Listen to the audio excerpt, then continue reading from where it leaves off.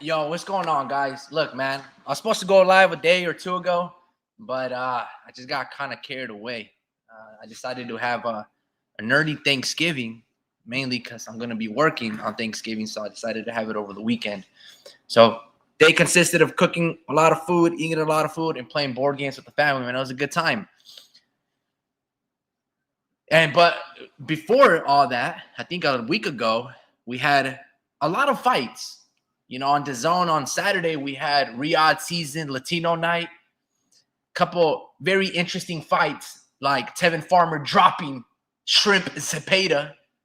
And then we had Chris Billiam Smith going up with Zurdo Ramirez. A lot of these fights were very entertaining, very fun.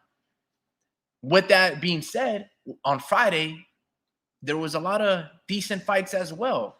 You know, you had Mario Barrios fighting Abel Ramos, and it was a good fight, man. There was a lot of good fights. The undercard was very good in terms of the events. Obviously, we know about the charades and the shenanigans of fake Jake Paul fights, but be that as it may, you know, it might have been a very successful showing on behalf of Netflix and MVP Promotions. Obviously, like the first time, the ladies stole the show. It was their night. And Amanda and Katie Taylor, Amanda, she came to fight. She came to show that women at the elite level can give better fights than men can. Women tough like her, skilled like her, the heart like her, can succumb to excessive headbutts, illegal blows, and ultimately never quit while moving up 14 pounds. Bro, Amanda Serrano is a bad bitch. That's just like that's like the nicest compliment that I can give her. She's fucking dope. She's tough. She is what Tim Tszyu, being a throwback fighter, that's what Tim Tszyu wished that he could become. And Amanda Serrano. Look, man, it was a very entertaining fight. Shout out to Amanda Serrano. And once again, she got robbed. She got robbed. I'm not going to give no credit to Katie Taylor. 70 headbutts, head clashes, leaning on that side, and then rubbing her forehead on Amanda Serrano. The incompetence of the referee and the judges, they had it, all three essentially had it 96 to 94. Minus 1 point deduction, they pretty much had a 7 rounds to 3 against Katie Taylor. For Katie Taylor against Amanda Serrano. That is ludicrous. Amanda landed, 140 more punches. Check this out. After the first round, if this was 3-minute rounds, Katie Taylor's getting knocked out, right? She got rocked in the first round. And what did Katie Taylor do? What was her adjustment? Orlando Salido against Vasily Lomachenko. Illegal, in that case, it was illegal blows. And then Katie Taylor, she was using her head. By the time they deducted away a point, the damage was done. By the time that they deducted, she should have been disqualified. Okay? It's like the same thing in the case of Richard Pritchard Colon, right? You can't allow these things to happen. It doesn't matter. The referee went on to say something to Katie Taylor, like in the 5th round. He went on to say, Katie, you're better than this. Well, obviously not. So you got to disqualify her. You can't sympathize with the cheater and tell her, oh, you're better than this. Bro, you can't do that. You got to do your job and officiate the circumstances, the situations at hand. This dude was sympathetic towards Katie Taylor. I don't know why people like Katie Taylor. You know, she's a vicious woman. Bro, she has a horrible voice. Like, what she's, dude, horrible. And there is a badass, essentially the Manny Pacquiao of female boxing, Amanda Serrano, knockout artist, 7, 8-time division champion, moving up and fighting all these larger-than-life characters and fighters. Amanda Serrano is the Manny Pacquiao of the female boxing. Knockout artist, southpaw, throws a bunch of punches, pretty much 1,000 per fight, all of this stuff. And just like Jeff Horn, Katie Taylor, they got away with robbery, elbows, wrestling tactics, headbutts, all of this stuff. Look, man, it was crazy. It was crazy to see. After the first, like the last 10 seconds, check this out, bear with me. Amanda, if this was men rules, 3 minutes per round, Katie Taylor doesn't get past the first round. She get knocked the fuck out. Watch this. Away from the slipping, but returning to center line. Serrano able to time that. And there again, nice touch. Nice shot. Taylor here in round one. Serrano. She was pretty much gonna be cold, like out on her feet. If it wasn't for the ropes, she's flying to the fans. You guys get what I'm saying? After that 10 seconds of the first round, followed by with 74 headbutts. After that moment, guys, she was done. She was done. And she resorted to cheating by 84 headbutts after the first round. After the first round, fellas, she cheated by 84 headbutts. This piece of shit ref in the 5th round, you're better than this, Katie. Dude, do your fucking job and protect the other fighter who's fighting clean, that knows how to throw proper punches, that is using her head with intelligence, not as a weapon. Crazy, bro. Katie Taylor got essentially away with murder. That same scumbag that hit Pritchard Colon 70 times behind the head and that dude became in a coma, Amanda Serrano could have lost her vision. Luckily, she has some very weird, tough skin where blood wasn't pouring and getting on her face, and it wasn't a bloody mess. And the judges robbed this woman. The Manny Pacquiao of the female division, they robbed her. I have nothing else to say. Like, the video can end right here, right now. That was crazy. That's all I gotta say. Let me see if these two dudes are on here. If they're not, I don't have nothing else to say. It's gotta be short and to the point, because it has to be. Dude, it was horrible. I could not understand why this ref will not disqualify Katie Taylor in the halfway point. I think they ended up taking a point away from Katie Taylor, like in the 7th or 8th round. That right there was asinine. That right there was, okay, you guys are trying to put the royal fuckery to Amanda Serrano off the get-go. She dominated almost 9, 8 rounds of this fight. The only time that Katie would throw punches, she would just target that area, but it wasn't because of punches at all. It was all due to illegal headbutts. And then she was very crafty. She's like the Bernard Hopkins of female boxing, where she knows that if you give her an inch, she's going to go a mile, right? And she keeps rubbing her temple, headbutting her intentionally in this manner. Let me see if I can zoom in and look and increase the quality. All right, 1080p premium, enhanced bitrate. Check this out, folks. That same mannerism right there, that same body language, she went on to do it for the rest of the 9 rounds. An excess amount per round.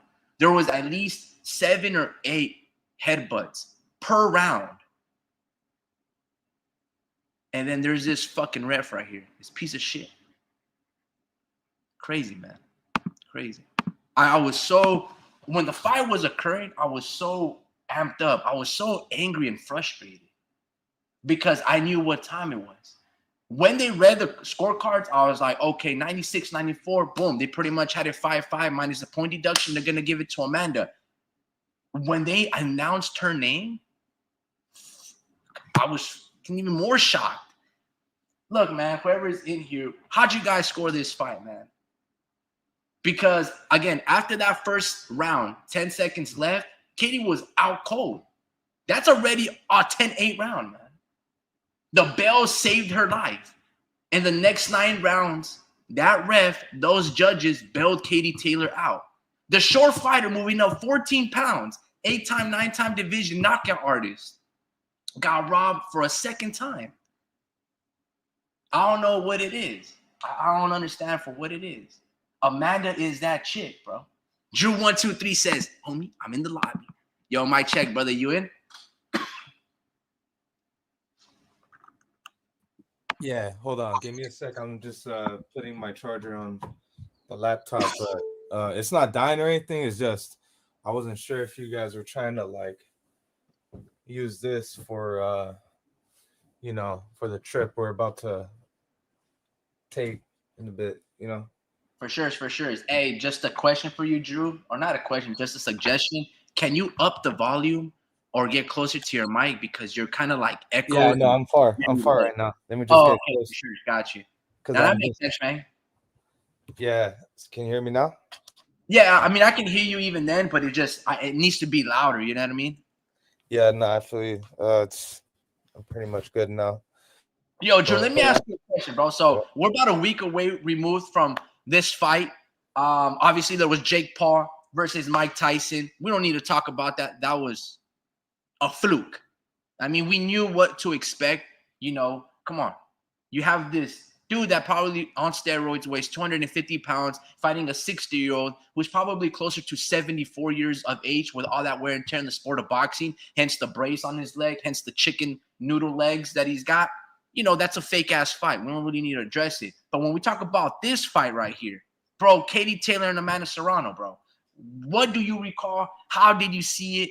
Slice it and dice it for me, bro, because I don't want to get so emotionally into this fight like I was the past Friday. Mm-hmm. But man, it was crazy, bro. I was very mad. The Mexican G, que hubo mi raza, salute to you, brothers. Happy Sunday, man. Hopefully you had some good feast, and I probably won't be on until after Thanksgiving, man. But Feliz Día del Pavo if you celebrate it. The Mexican G goes, Mario Barrios versus Ramos was a sick ass fight. Yeah, that was a good ass fight. Abel Ramos is one of those crafty veterans that you can never count out. You can never count out, like a Mauricio Herrera, but with more power. He's got great boxing understanding. He's got experience, and he's got enough power to shock you. Mario Barrios got caught with a right hand. I thought he was done. And I felt like when Mario Barrios dropped Ramos early, I felt like he was on cruise control and he was kind of going through the motions like, nah, bro, you can't let this dude linger around because he's going to hit you with some shit. Lord behold, he got hit with some shit. And, he's lucky that he survived, man. Drew, going back to the Katie Taylor, Amanda, Serrano situation in that fight, how'd you see this fight, man? Because I was disgusted, bro. With what? What were you discussing? With 74 illegal headbutts from Katie, bro. And then she still gets away with robbery. Like what? No, I'm just kidding. But fucking more like 100. Fucking man. This is what sucks, man. Katie Taylor's 0-2 on Amanda Serrano, right? And I think so. Huh? I think so too. I don't know. Well, That's what she is. Tech numbers say that she is undefeated to Amanda Serrano. So this is the thing, bro. Like, I'm a numbers type of guy. Like I'm the numbers type of guy. And yeah, bro, she's got to fight her 3 more times to get her lick back to me. And a third fight sounds good. It's just fuck, man. You got to fight her, like you got to get your licks back. One by one, you got to knock her out or something. Like, honestly, I don't think she used this many headbutts in the first fight, and it was more of a tactic, and honestly, it's fair game. It's fair game. But you got to train for that. And I think Serrano wasn't necessarily training for that. She wasn't expecting that, I guess. And I mean, you can never expect going into a fight that the other bitch is gonna headbutt me 80 times, bro. 8 times per round, and the ref is not gonna do anything about it until late in the round. You don't expect that. You don't train for it. You know what I mean? She's a 2-time gold medalist. You're not training for that, bro. Yeah. But this is the thing, like, so that's a mechanism. That's a survival tactic, bro, to me. You can't hold, so you got to lean forward and and use your body to really get it in, get closer to her. And it's kind of like ridiculous, but she was really using her cornrows to her advantage. The way she I know like most girls like, you know, put their hair like that, but it's like the way she put her cornrows, bro, like it's like as if she made it to do that, like so she can actually use it to her advantage, and that's the annoying part, bro. So I would like a third fight only because she's gonna run out of options. That was her last option right there. I feel like Amanda's gonna be ready for that in the full training camp. She should be ready for 200 fucking headbutts and use that for her towards her advantage. You Look, know, she was ready for the headbutts in this fight, but your skin isn't going to be accustomed ever to don't put your slow hitting bone. Bah, bah, but this is what I'm trying to say though. Don't put your body in positions to where that can happen. So well, she's here's the thing. I hear what you're saying, but when it's southpaw versus orthodox, and you're throwing your two, it's that was Katie that's true. Taylor's cop out. But That's see, true. it wasn't them throwing punches together at a time. It was one girl initiating with her head as her lead too, Katie. You see what I'm saying? So you can't Yeah. prepare for that. Like you normally see this lefty and southpaw head clashes or Manny Pacquiao and Marquez stepping on each other's toes. You see those little veteran tactics. Katie, they weren't stepping on each other's toes. She was advertently, not inadvertently, accidentally, advertently doing it, on purpose with intent to cause damage, bro, to her cranium and targeting that. And this fucking Redbird right here, this piece of OS, bro, was allowing that shit.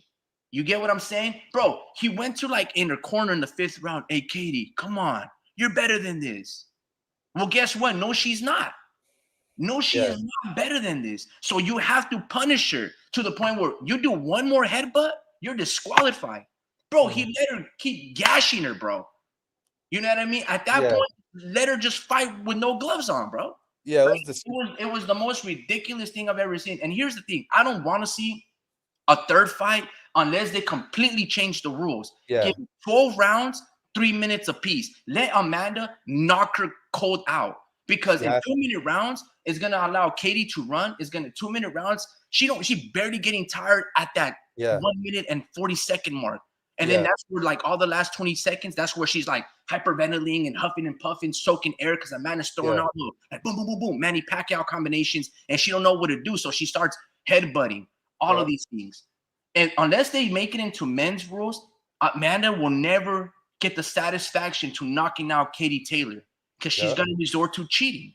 In the first fight, let's say we had it 5 rounds apiece, but in that 4th, 5th round, it was a 10-8. This chick was out on her feet. Her head was like Mhm. doing, doing, doing, all galloping, all stupid. You know what I mean? And Amanda was piecing it together. The whole fight was 10-9s each round, whatever.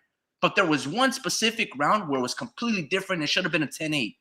And this particular fight, bro, she threw and landed she threw 300 probably punches more, landed over like 120 punches, and then they still gave it to her, dog. Yeah, it's ridiculous, bro. It was a blatant fucking robbery, bro. And I'm like, dude, like, it was that cut that really messed it up. But I feel like, Katie Taylor looked like she did a little better just because of those what the ref allowed, just because he allowed her to use that head and really like you know make it look a certain way in the fight. If the ref didn't allow that to happen, bro, like then she would have been in serious trouble, bro. So I just feel like it was more of a survival tactic and it made Katie Taylor look better. So I feel like the last fight Serrano actually numbers didn't say it, but but she actually, you know, I feel like she did a lot better in this fight, just because of those headbutts, man. They and Yeah, that cut that very fucked her true. up. What happened? No, absolutely. I agree with you. The Yeah, and headbutt it's and then her like the cut. skin dangling and made it look like, oh man, Katie, when she does land her punches, you'd be like, damn, Katie's really dominating this shit. But it's like, nah, bro, don't get it misled. She's trying to steal the rounds by targeting that area, and you're just like, oh, you start becoming squeamish and shit, and you're like, damn, bro, I, I like, just bro because she actually used her head towards her advantage, bro, and she actually knew exactly what the fuck she was doing, especially when Serrano was cut right there. Like she went towards that. This is this isn't fucking MMA. The fuck you doing? You know? So I don't know. I fucking hate. I don't hate no boxer, but just the way Amanda Serrano fights, I dislike it a lot. You mean Katie Taylor? Yeah, Katie man. Taylor, Look, my bad. look. I always try to be respectful to these fighters, right? I'm not really respectful towards cheaters.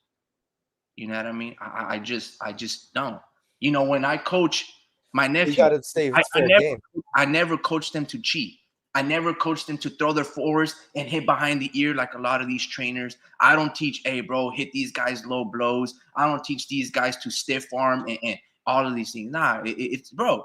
You, This is already the hurt business, right? We get it. You're here to punish people and impose your will and make them quit. We get it, right?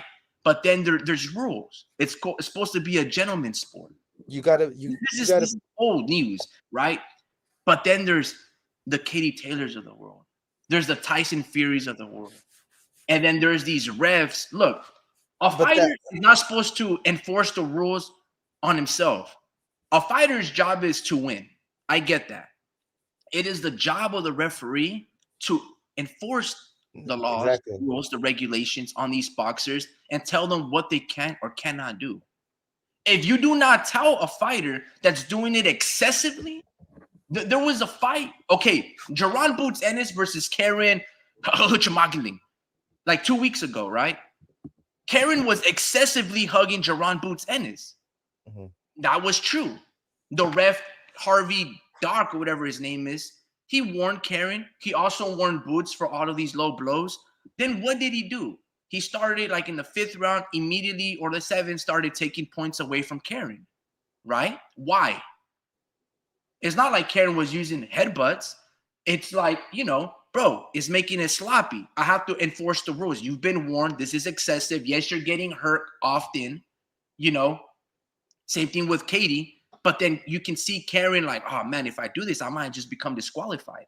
So he started minimizing it. This dude didn't really warn Katie enough, didn't take away points enough. So she's going to continue to do it, right? That's just what it is. And again, it's not the job of the fighters to fight clean. That's what you would hope that they do. But this is a fight. This is a dog fight. Emotions are gonna get flared up. Things could be said. It's never nice when you get hit in the face. You want your lick back, but all in the confines of the rules, all in the confines of what the good book says. And this referee, when he doesn't enforce the rules and he's favoring and leaning towards one side, you're in cahoots with that fighter. He was clearly backing Katie Taylor. If he did his job and deducted every single, like when that first cut happens on Amanda Serrano, take away a point immediately from Katie Taylor. She's continued to do it, take away another point in the seventh round. She does it in the eighth, take away another point. Those 3 points, you don't think it's going to affect the outcome of the fight? You don't think Amanda's not going to win? Of course she's going to win. And because he didn't do his job, 80 headbutts later, 1 point deduction. I'm not even saying you should deduct 3-4 points away. I'm saying you should disqualify the chick.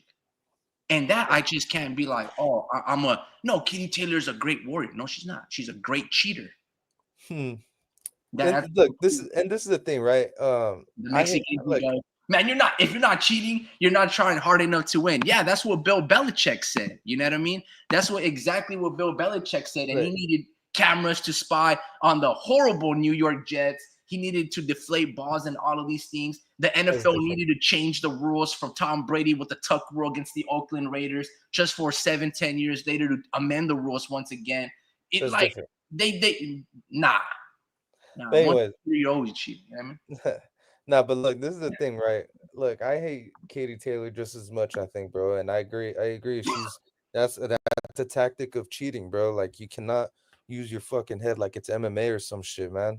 And dude, like this ridiculous, bro. And um, I just feel like you gotta be mad at the parent just as much as the child, right? So you gotta be mad in this instance, like you gotta be mad at the ref, for allowing that, bro, just as much as Katie Taylor, Oh because yeah, I hate that ref, bro. this wasn't the story, the headline of the fight, in the first fight, like she wasn't using her head at all. She was actually mixing it up with with Amanda Serrano.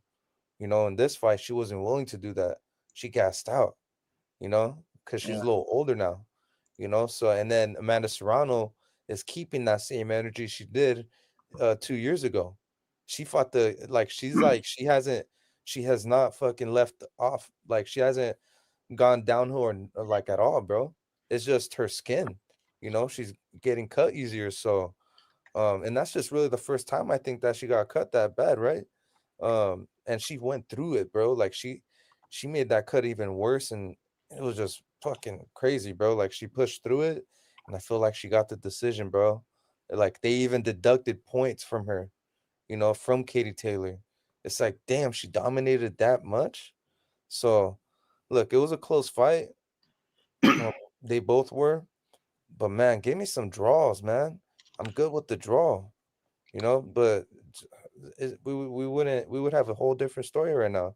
We'll be talking about number 3 right now, so Hold on. Earlier you said, let me try to bring this up here. Earlier you said I'm a numbers type of guy. Amanda Serrano versus Katie Taylor. You said I'm a man of numbers, right? So here's some stats for your No, ass. as far as how many times she beat her, Yeah. she's 0-2 against her, and that's a fact. She's gonna Oh have to yeah, beat no, her for three. sure. Final She's gonna punch have to go. reports. Check She's this gonna out. have to go best 3 of 5. Amanda versus Taylor. Serrano threw 734 to Taylor's 529. Is this the first one or the second one? This is the second one. This is 205 more punches Serrano threw. Serrano landed 44.1%, which is 325 blows, to Katie Taylor's 217.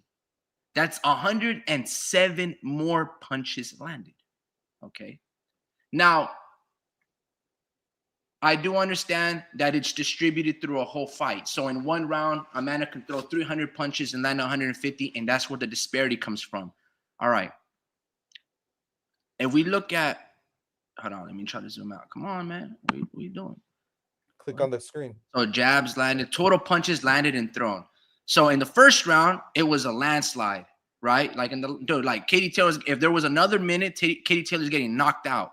Yeah. These female 2-minute rounds save her life all the time. Dude, in the first round, fuck. The number of punches thrown, the disparity of landed is 13. Serrano landed 20, Katie to 7. That's 13. Second round, Serrano wins again. 15 punches landed to 14 by 1, but that's close. Third round, Serrano lands 16 to 13. That should be 3-0. Fourth round, 23 to 17, 4-0 Serrano. Fifth round, 17 to 12, 5-0 Serrano. Sixth round, Katie Taylor, 20 to 18, 5-1. Seventh round, 54 punches to 35. That's 19 punches landed, 6-1 Serrano. Eighth round, 36 to 24, 7-1 Serrano. Going into the ninth, 52 landed to 36. Now, in the 10th round, 73 to 39. In only one round, bro, did she get outlanded. In only one round, right, did Amanda Serrano get outlanded by Katie Taylor, and that was the 6th round. 9 rounds to 1, bro. So this isn't a moment where, oh no, CompuBox doesn't tell the whole story. No, it tells everything that you need to know. Serrano in each round threw more, and each round but one did she outland her. 9 rounds to 1. How the fuck do the judges score it 96 to 94? That's basically 7 rounds to 3 to Katie Taylor, right? Because they got a point deducted. Yeah. You managed to give her 7 fucking rounds when she got outlanded in all 9. The whole night, bro. It's wild. It's wild. This is the Mexican G goes, man, watch your mouth, man. She's a saint. She do no wrong. She's an angel. Nah, man. Dude, she sounds like this. She goes, thank you for everybody in the Ireland. Yeah. You gotta cheat. Yeah, like a lot of rich people get hit, bro. Horrible. Bro. El Pachuca, dude, this is funny. Do I have this highlighted, man? He goes, right here, right? This is fucking funny. He goes, man, Katie Taylor, no. The homie Ricky has a 6-foot poster of Armando Serrano hanging on his wall. Armando Serrano, dude, that's wild, dude. Nah, dude, this was the most. Okay, there's only been like, all right, check this out. Lomachenko versus Orlando Salido, right? This what this fight sort of reminded me of. That's what this fight reminded me of, you know, and it was more egregious, but it's comparable, right? Salido versus Lomachenko, Amanda versus Katie Taylor. Hey, watch your mouth. Yeah, dude, that's fucking funny, man. And what's the other one? And then Devin versus Lomachenko. That was a robbery. Loma also won, but that was close. And Devin didn't hit low, headbutts. He just told his dad, "Oh man, he's got me figured out." And you can see him panic, like a young 22-year-old is supposed to do, going up against a veterano. But in this particular case, man, this is crazy, bro. I've never seen. I don't think I've seen a fight like this since. Man, well, what's a nasty ass robber that comes to mind? Where you dominate a fighter and outland them per round, 9 out of 10 rounds, and then they give what? Where's Adi Medi? He doesn't even show up on the Adi Medi. All right, here he goes. Hold on. It's because sometimes YouTube blocks it, but StreamYard does it. Lobby, que over miras Mario Barros Ramos is good ass fight. I think I'd work both those jive ass hoes. I have Amanda Serrano ironing my dickies. Saludos cordiales. All right, cool. It's okay. I'm still here. I'm blessed. And then Adi Medi goes, what does he say? I can tell Katie Taylor gives good head. Yeah, man. Look, dude, this was. Man, I'm trying to see if Speed hops on because I know he's trying to avoid this topic because Katie Taylor's his girl. And I could see Amanda Serrano going to the lowrider events with their dickies. Yeah, bro. No, for sure, man. She's a straight up Latina, and then there's Taylor, freaking Conor McGregor drunkard over there. Don't know how to throw it down. Punches properly. And she could throw it down. Nah, Katie Taylor can't, bro. This is like the first fight. I give her mad props because she didn't have to resort to cheating. Whether you thought she won the fight, hey, I can give you the first one. No way in hell is this second fight did Katie Taylor win. This is the biggest robbery. Dude. You have Evan Haney trying to overturn decisions. This is one that Amanda tried to overturn and petition and bring up the numbers and just be like, who the fuck is this ref? Why did this ref not disqualify her after the third round? X, Y, and Z. Like, this is the one where you actually try to petition because this is 2 times. Amanda's record should be like 48-1, not 46-2 or 46-3. And she should be 2-time, 3-time, 5-time undisputed. She should have been undisputed last night or, a week ago on Friday. They need to investigate of that glory. They robbed her of that glory, bro. They need to investigate the whole entire fucking card, bro. Sorry for the language, but no, you're true. No, I agree because how is Jake Paul versus Mike Tyson? How is that even sanctioned, bro? Man. That should not be sanctioned. This is an exhibition. This is for fun. This is a circus show, and people are there to have a good time and have a good laugh, and maybe get some knockouts. And I'm talking about the previous fights, the prelim fights as well. Something like there had to have been 3 robberies, bro, on the undercard, bro. Like I have to look at, but I do remember. I don't even want to. I'm not sure if you want to get into it, but there's nothing to talk about with the Jake Paul shit. I mean, we all knew that was gonna happen, but it was Serrano versus Katie Taylor. Like that's the reason why I stayed up to watch this fight. Not stayed up, I sat on a couch on a Saturday night to watch this fight. This was it, So it was a huge robbery, bro, and I'm highly disappointed. And like you said, I hope this is the one you need a petition. Like this is the one where you give that Devin Haney energy and you go in and petition and you sue motherfuckers, bro, if you have to. But because it's on a record now, and she's playing it cool. She's like, I'm in the smaller weights anyways. It's all good, and I'm like, that's like, like I wanted justice. Like, God, man, this sucks.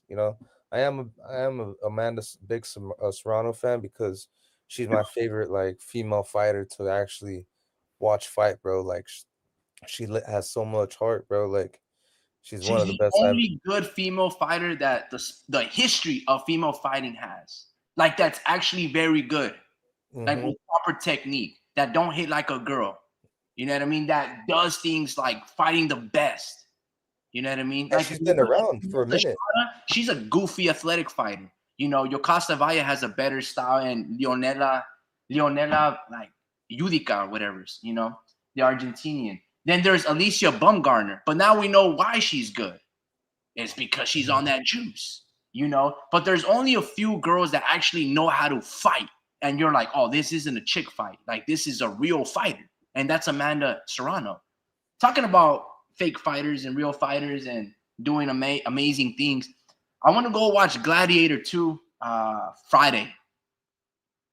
In the trailer, there was 30 minutes of trailer. This is ridiculous. They got to shorten that and concise those things because I come here to watch a movie, not 30 minutes of, advertising. Anyway, on Christmas Day, there is Clarissa Shields movie coming out. They showed that in the previews.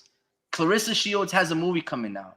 Now, it's not her necessarily. It's like a young girl acting as Clarissa going through all the Olympics, and they're basically selling us this story of Clarissa Shields. I didn't know that, bro. I didn't know that. It's too soon for that. I think her story needs to be laid out a little more. There's more to be told now. Like, not that she's like hiding shit, because I don't know anything about her, like her life too much. But Me neither. I do know that she needs to fight more. There's more fights for her to, and I feel like she's too young, like, and too great, to kind of cash out on a movie, I guess. But I guess she can do other versions of a documentary, later on. But it, I guess that's cool. This is the first time. That's like first time I'm hearing about it right now. Yeah, So no, I didn't even know that there was a movie out. I don't really know her story. I know that she's from Flint. I know that she's won two she's won 2 gold medals. In terms of accomplishments, Clarissa's done that, and she's only 29. Like she's like undisputed in 4 times, but there's not a lot of quality fighters in those weight classes besides Savannah Marshall. The other girl from like Canada, she's pretty good too, or I think she was German. She had good technique, but you can tell like she's like, she's not like a real fighter. There was a girl that was tall, and all she wanted to do was circle out a lot. And then there was like not DuPont, but there was something like that. Let me see. I remember watching a few of these fights, and it was just like, oh, okay, they're just there to survive. Her name was not Savannah Marshall, not Cornejo. Christina Hammer was pretty good. Hannah Rankin, no. And then what was I know. Oh, DeCare, Marie Eve DeCare. She had good technique as a southpaw, but like Clarissa hand speed is too fast for them. But yeah, man.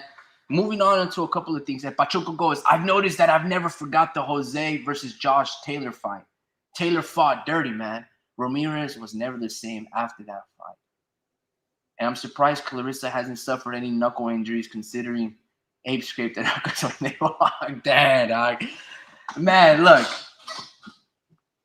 A lot of those gyms out of Europe, a lot of those trainers, right? Ben Davidson teaches Tyson Fury how to fight dirty. Josh Taylor, uses his shoulders and head, and then he clinches, and then he releases and he instigates uppercuts. That's how he dropped Jose Ramirez and all these things. El Pachuco Ghost, Josh Warrington, when he fights Venado, Mauricio Lara, and how they use their head. It's funny how a certain area utilizes those things. That's what they do. That's exactly what they do. It's with intent and purpose. There's a reason why Jerron Boots Ennis, like my guy Errol Spence, always hit fighters low. When Errol fought Kell Brook, 54 low blows. Right? That's gonna tighten your quads. Right? Jerron Boots Ennis probably like 60 low blows on Karen when they fought in the rematch. They're teaching these stuff to these guys. You know what I mean? And it's the job of these refs that we talked about it on World Speech Channel like 2 weeks ago or whatever. These dudes need to be interviewed.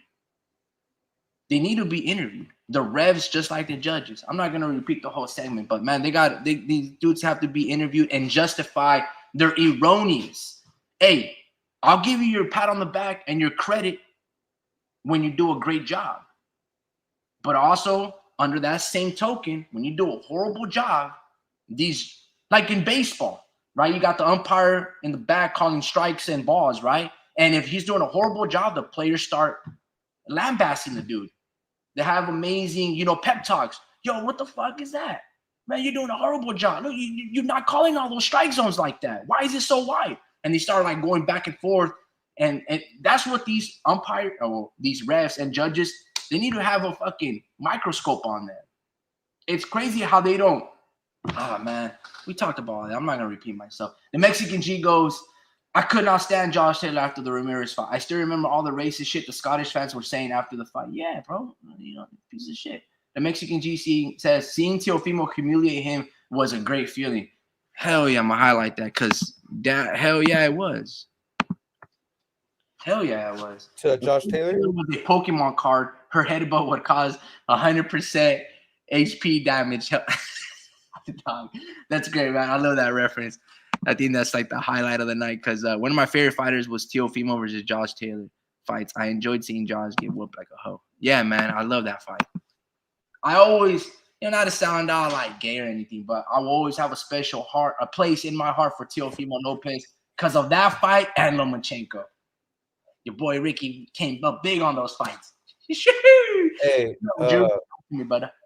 Hey, so yeah, like I'm pretty sure we've said everything we needed to say about the Katie Taylor Serrano shit. Yeah. But dude, I'm not sure if you've seen the fights before. I didn't. You didn't? You just saw this fight? Correct. I saw Amanda and I saw the Mario Barrios one. Who else fought? What happened? Who else fought on Jake Paul's undercard? Okay, so there's this dude named Lucas Body, the dude that knocked out. That's the dude who knocked out Ashton Sly. Okay.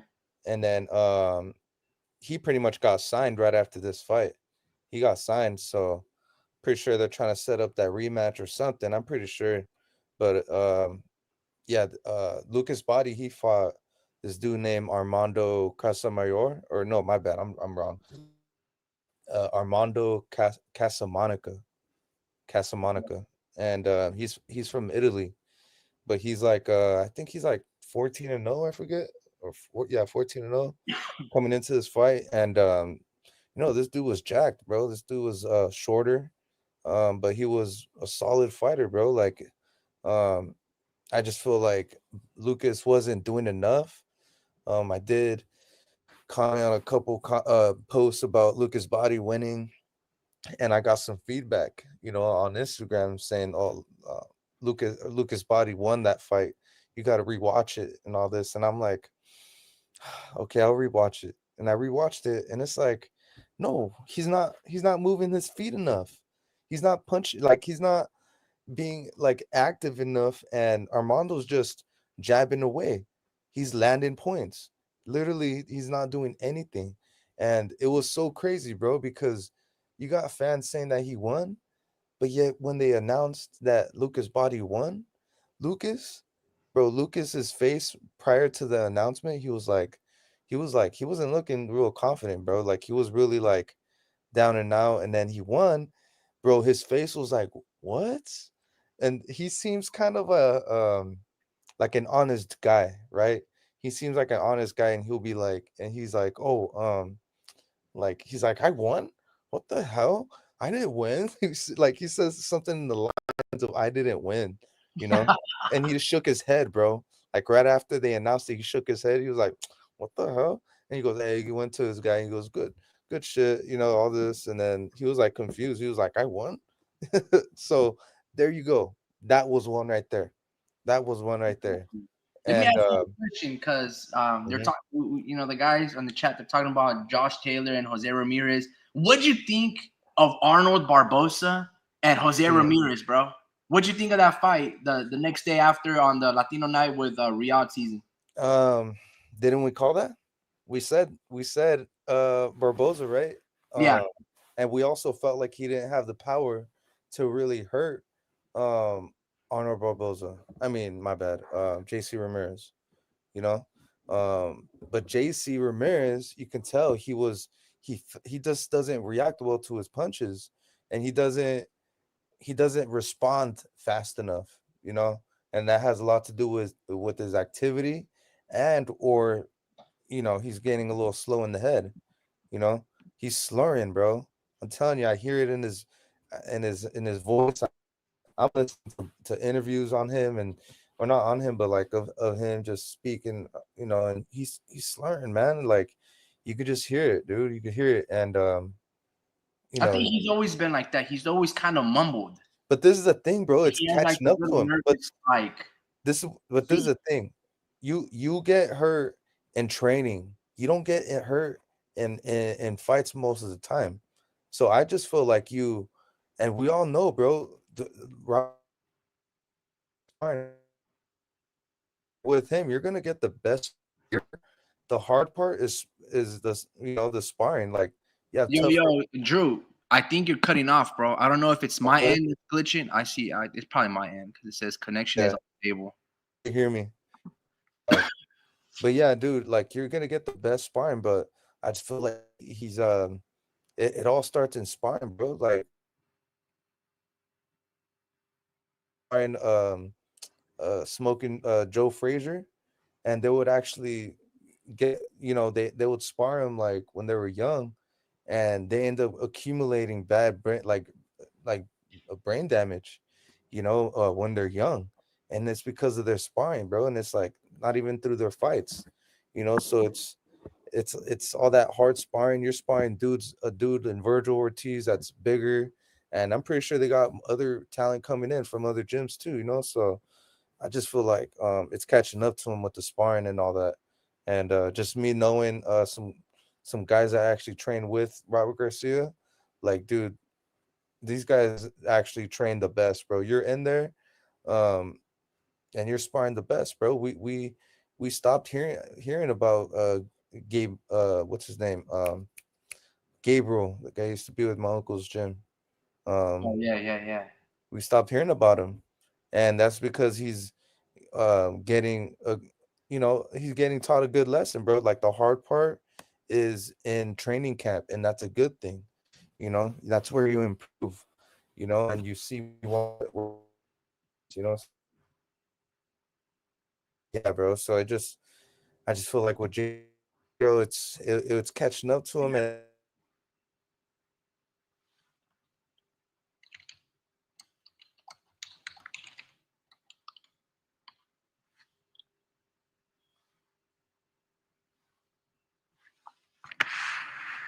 or maybe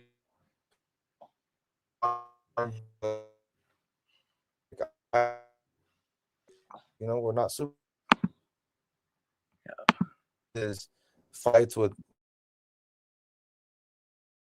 uh, that's cool. That's cool. This guy's fucking.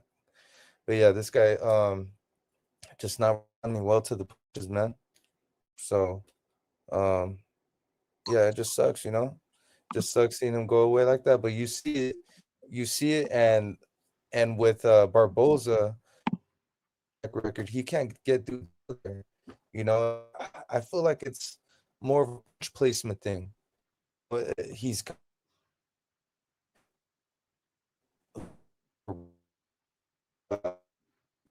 yeah, and he's a little flat-footed too. So this was stylistically fit for the win, and we called it, bro. We called it. Yeah, look, man, I can't really speak about so much of. Yeah, we talked about Robert Garcia and stuff like that, and his academy and how he goes about fighting and training all of these fighters. But I've seen a couple of great fighters regress overnight. You saw it with Yoruki's Gamboa, but those are fighters that utilize their athleticism, right? And once they age, you see it like with Roy Jones. They always fight with their hands low and things of that nature. So once they don't understand or have the fundamentals intact, they get chinny. Their punch tolerance, their athleticism is not that their reaction time to the punches, they can't defend it and be slick. You see it multiple times. With Jose Ramirez, he's not a fighter that really utilizes his athleticism. Now, he's got a good side to side. He's got good footwork. He's got long arms. He's got hooks. But it's his tactical game plan. It's like his IQ. I don't know, the Mexican G and El Pachuco said, after that fight with Josh Taylor, he was never the same. But I think when Jose Ramirez was coming up, he would have vicious body attack. It wasn't just always headhunting. He had a nasty liver shot because he has a very good left hook. And under Freddie Roach, it was tantamount. They would maximize that potential. He would even use more side to side and incorporate that on his game plan. With Robert Garcia, it's not there. Robert Garcia didn't have really good adjustments to take away Arnold Barbosa's jab. It was like, okay, mijo, tienes que tirar las más combinaciones. It's like, no, he doesn't. He has to slip the jab, catch the jab, slip underneath, and throw body shots. Shoot his two while he shoots his jab. It was the wrong approach. It was the wrong tactical game plan for Jose Ramirez. And that's what I'm talking about with Robert Garcia. When you have expectations of Robert, he fails you. When you let him just surprise you, that's where he relishes under the underdog role. And he said it multiple times. You guys are talking about. All right, Adi. So we got some stuff going on here. All right, so hold on. So before that, they're talking about Teofimo Lopez. Is Teofimo now legitimately with Eddie Reynoso? I know he's been training with Canelo and they'll fly out to gyms, but I thought like he opened up his own business and his own gym in Florida. Is he now with Canelo Alvarez? Do you know, Drew? I got personal documents. I'm just kidding. I got, but literally on social media, I'm seeing it that he's, from credible sources, that I would trust that post shit and don't troll or anything like that are saying, that he's officially with him, Oh, okay. with Reynoso. Like he's aside with his dad. So his dad's still gonna be in the corner, but I think he's gonna listen to Reynoso, which is perfect, bro. He needs to start like he needs direction, bro. He needs direction, and now this is a good move. This feels refreshing.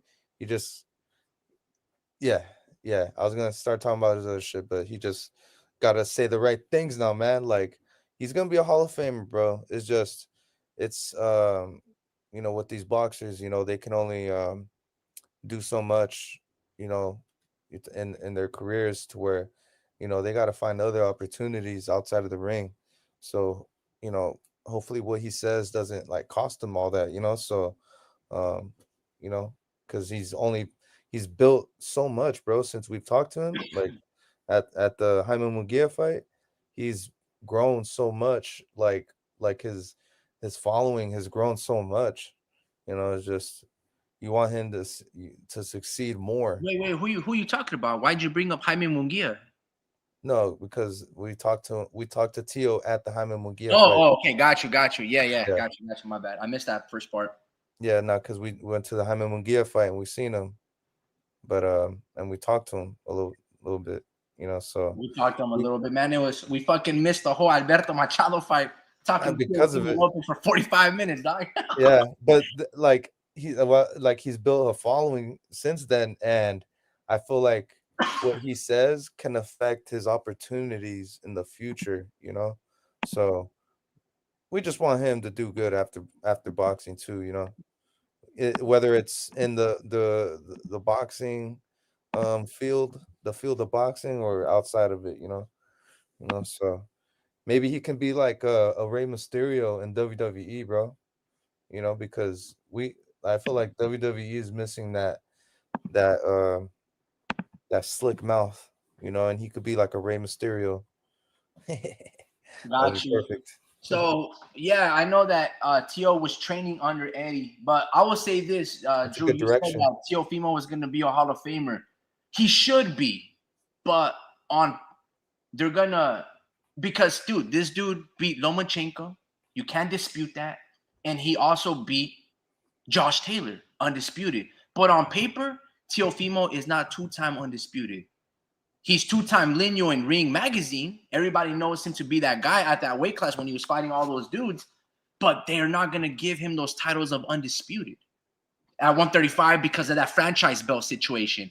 At 140, the WBO and all of these people started to strip Josh Taylor after his performance versus Jack Catterall, right? So Teofimo is not getting all that credit. Even that fight with Jermaine Ortiz, it was a good, clash of styles. That fight, Jermaine versus Teofimo, was Canelo versus Erislandy Lara. However you want to slice it and dice it. A guy who is very slick, very elusive, really doesn't come here to fight, is looking to really embarrass you and not make the fight. Kind of like El Pachuco is saying. It's amazing that boxing fans continuously like to complain about boring fighters, but yet, when the back foot boring style of Tevin Farmer gets credit, constant pressure work of the fun style of Zepeda, they start praising this man. You see that fight? Yeah. But going back to a little bit of everything that we're talking about, right? So we can move forward, because right here, Adi Medi, he opened up the can of worms with this comment. I don't stay away from comments. So he goes, I was disappointed in Zepeda's performance. I hyped him up so much, and he couldn't beat the first black man he's matched up with. He goes, it's true what the black folks say. These Mexicans are all hype and take an L when they fight the first black fighter.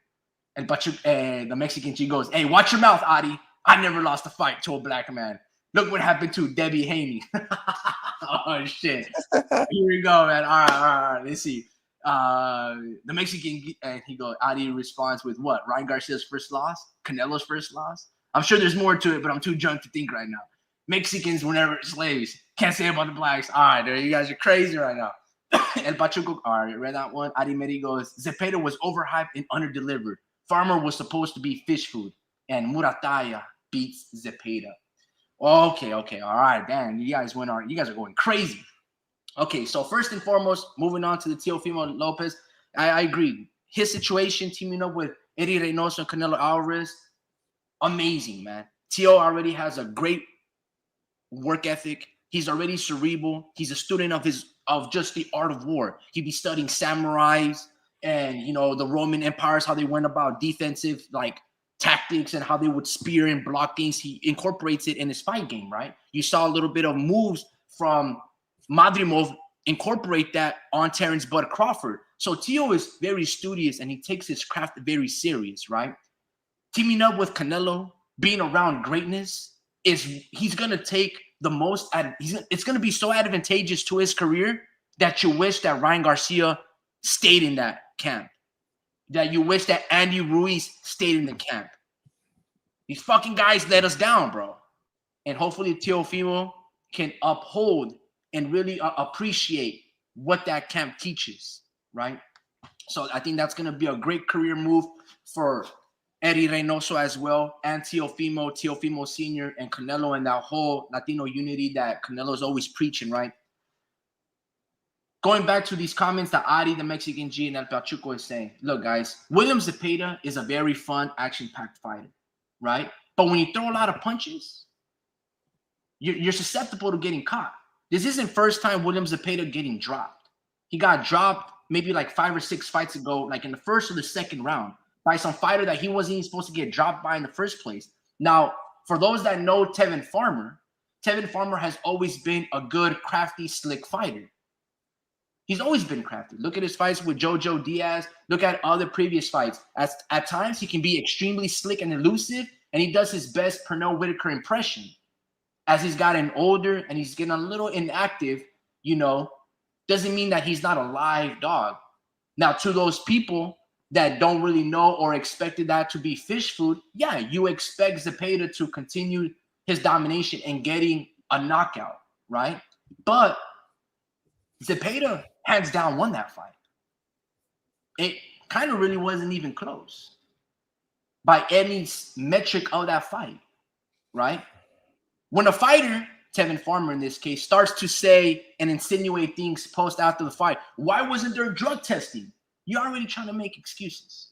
Now, it's true that there should have been some drug testing because if they're fighting under the WBC things, but you address that complaint and you go talk to Golden Boy, you know, you bring it to the forefront of Turk Ali Sheik, you bring it up to Victor Conte and be like, hey, what's going on, right? It's just funny that, you know, these things are always brought after the fact. Tevin, address it right then and there before the fight happens. Yo, guys, I haven't been drug tested. Is there drug testing for this fight? I want Zepeda to be drug tested. I want to know why this guy has so much cardio and stamina to throw 100 punches per round, and the first punch, like his 1,000 punch in the 12th round, still fucking feel the same level of impact when he's hitting me in my body and head. Anyway, those are great questions to raise concern, right? But accept your loss. Don't go crying about it. Especially if a lot of people think that you won the fight. I didn't think so. It was a very entertaining fight, and I'm glad that Tevin Farmer, he has more dog in him, and he's got more life to him. Like, he doesn't have to call it quits. For Zepeda, it's good to see what he needs to do to tighten up, because Shakur is not going to stand there in the pocket. Shakur is going to run. He's going to turn you. He's going to make you miss.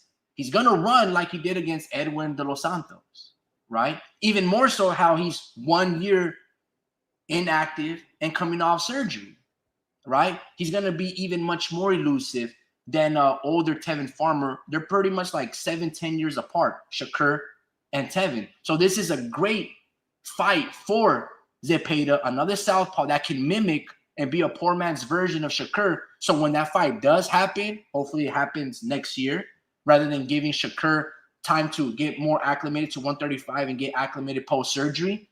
Zepeda, even though he had a little bit of a scare, which was a great 2 and counter shot, it's good that you had that moment of scare to realize what you need to overcome fighting Shakur Stevenson. Because that gave a little confidence to Shakur. Now he knows what punch to throw, because after you throw your jab, you drop it to your waist, boom, he's going to shoot his 2 over the top, right?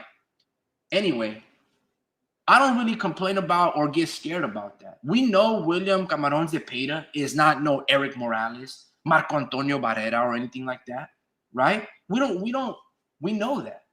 But we know that he's a great fighter that puts a lot of pressure and comes to fight.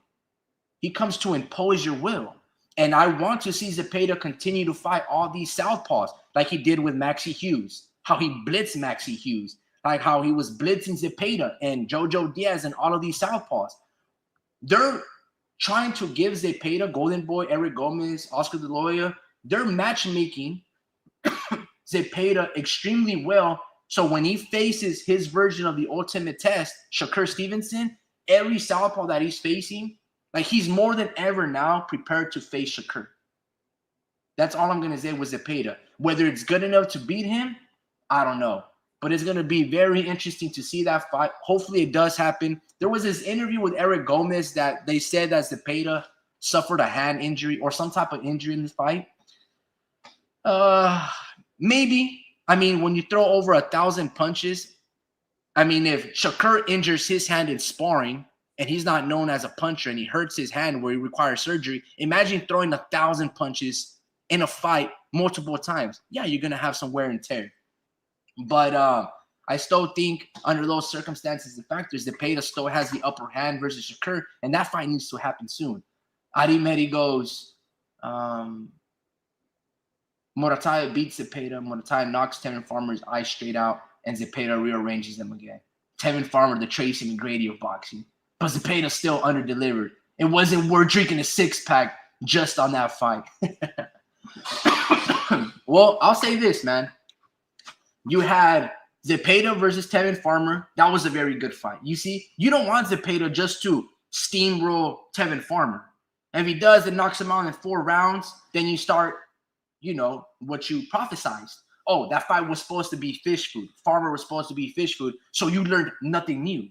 Now you know that Zepeda might not be all that great of what he's perceived to be. That he could get caught against non-punchers. Hold on, guys. My screen fell asleep. So now we know these things. So you need these little hiccups in the sport so you can see, what your mind right couldn't. Anyway, then you had Oscar Duarte. Yo, Drew, did you see that Duarte fight, bro? And what'd you think? Because that was a good ass fight. I thought that fight should have been a draw. Oh, that fight, yeah, it should have been a draw. Maybe even Duarte losing. Yeah, but what's his name? I forget the other guy's name. He was hurt. He was hurt in the fight, and that's what pretty much I feel like got Duarte, like the decision made the judges go towards him. I also think he got dropped, the other guy. So I think you might be right. I didn't see it. I think I watched it like after the 5th round. I think the drop happened early. Duarte called out Devin Haney. What do you think about that? It's a dangerous fight for Haney, but I think it's feasible for Haney to beat him. It's a dangerous one though, but if he plays his cards right, he'll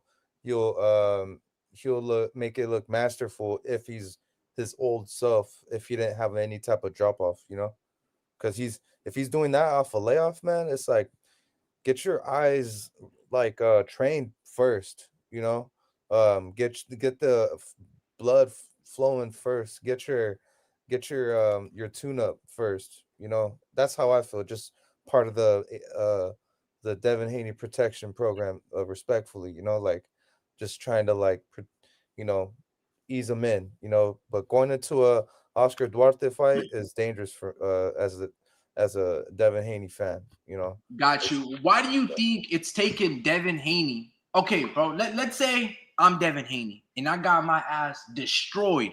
Pause. Let me rephrase. If I'm Devin Haney and Ryan Garcia fucks me up, I'm gonna phrase it like that. Like, beats my ass. What are we gonna talk about that? So I get destroyed by Ryan Garcia. I'm Devin Haney. I petition to get the fight overruled. It becomes a no contest. I'm suing this guy. I'm gonna let the lawyers handle their situation. If I'm Devin Haney, I want to get back into the ring immediately. You would think Devin Haney himself is being suspended. Ryan is suspended, Devin. What are you doing? Why are you acting like you need a long layoff, like you need to recharge your batteries? Bro, you're trying to erase history, erase a moment, erase an upset. And the only way to move forward is for you to move forward, for you to move past it. Ryan Garcia is moving past it. This dude's allegedly supposed to be having a fight in Japan against the dude that fought Manny Pacquiao. Devin, what are you doing? You're not suspended, bro. Go fight. Go find a JoJo Diaz fighter. Go be active. You shouldn't be having 2, 3, 4 exhibitions your damn self. What the hell are you doing dwelling on this? Yeah, and it's like, yeah, I think it's gotten it to him, bro. Like, it's just fucking guys, dude. Yeah, it's gone to him, bro. Like, like literally, he's not the one that got suspended, but he's acting like he is, So I don't know. There's different routes I would have taken it to, but he just wants to, spend his money. He did that for a whole year. I just hope he doesn't have any type of drop off, and but it's hard not to. That's what I'm saying. You got to ease your body little by little. You can't just go hard. And with the Oscar Duarte, like, this is such a dangerous fight, and you want to look good in that type of fight. Like, I feel like he's more than capable of beating Oscar Duarte, but if he's his old self.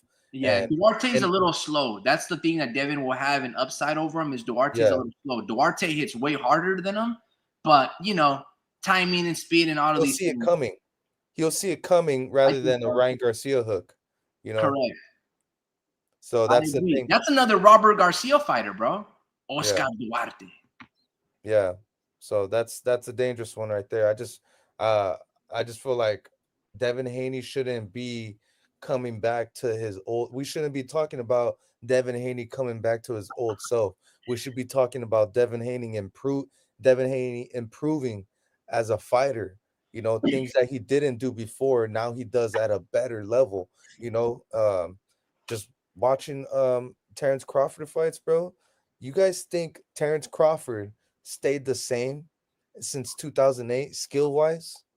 It's like, nah, there was a point of time where he had all the pressure on his back and he won his first championship belt against Ricky Ricky Burns, Burns.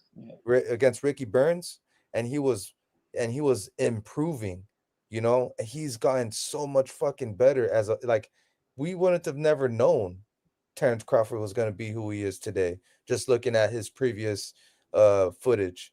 Like you literally see his evolution and him improving. That's a fighter that really wants it. That's a mindset that's moving along the ranks. That's not skills. That's the mindset making himself improve. You know, like I can't like put in the words like it's such a mindset game, and Devin Haney isn't like showing me that like we shouldn't be talking about you coming back to your old self. We should be talking about you upping your jab, you improving, you know, because that's what Terrence Crawford has been doing, and that's what champions do. I That's what think and Devin Haney plateaued, bro. I think the only way Devin Haney wins his fights now is by proper matchmaking, by fighting guys like Abel Ramos, guys like Mario Barrios. He's not gonna be able to be that killer. Like he's gonna, in order for Devin Haney to rejuvenate his career, you know what I mean? Because I think he's like a shattered mirror, and he's trying to piece these things back together, right? I think now with this experience and how Devin is taking this fall, like he's dwelling on this loss yeah. excessively, you Hmm. know. And hold on, bro. This comment, I can't move forward until this dude is like he gets. I'm looking forward to Bill Haney's demeanor. Will he be humbled or will he still be an egotistical maniac? Haney can't fight until Diddy's case is resolved. Oh, I couldn't say something about that. I Diddy can has the power of attorney over Devin's booty. Dog, that's hold on. look at guy. Yo. Because Bill Haney, bro, I've been watching his interviews, right? Like he's been off of TBV for like over since this fight has happened, right? Yeah. And he's like buddy with Ness from TBV, and he stayed away for a minute, bro. I think the first time he actually got on, because he'll get on as a panelist, bro. It's like you sending him a link and he's on here talking to you, Yeah. and you know, you know, and he'll be like, oh, to remember, I used to be a member. He's like, oh, the members get to ask You questions. remember.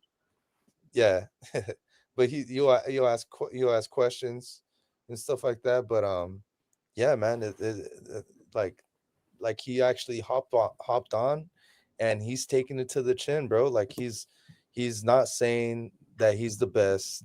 He's just saying he's just like his tone of voice Yeah. is is like he's a good representative of Devin Haney, except the decision making that he allowed him to do with suing Golden Boy. If he could win it, then more power to him. But suing, He's not gonna win the lawsuit to yeah, Golden Boy, but he might win the lawsuit to Ryan Garcia. But that's two separate entities, two separate okay, causes.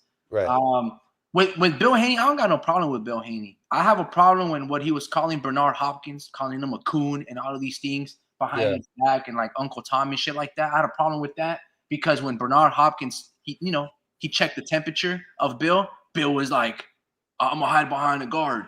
B Hop, old school. He's like, "Hey, bro, 30 seconds right there in the restroom. You see who throws it down." This fool is like, "Man, what you want to go to the restroom for?" Like, bro, like you got G checked and you coward. You see what I'm saying? And that was like, okay, then you're like, what are you doing, Bill? You see what I'm saying? Because now you're attacking other grown men, and grown men get to defend themselves. And when they do, you hide behind security. Now, if you don't open your mouth and say foolish shit like that, then there's no problem. Everything now is about you promoting your son and how you think your son is the greatest fighter. That's what you're supposed to feel. That's what you're supposed to say. But then when you start doing ad hominem attacks and start attacking other men's culture and calling them out for X, Y, and Z and how they're La Raza and going against, the black code and all of these things, what he was saying, all that shit, then it's like, okay, now you're being something more than just you being a supportive father and doing great things to your son. You know what I mean?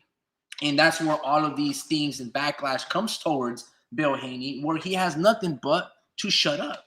Because you got outplayed, outmaneuvered. If this was like an art of war, if this was Napoleon Bonaparte during the times of war and attrition and all these things, Ryan Garcia and Golden Boy, mainly Ryan, he played you and your son for fools.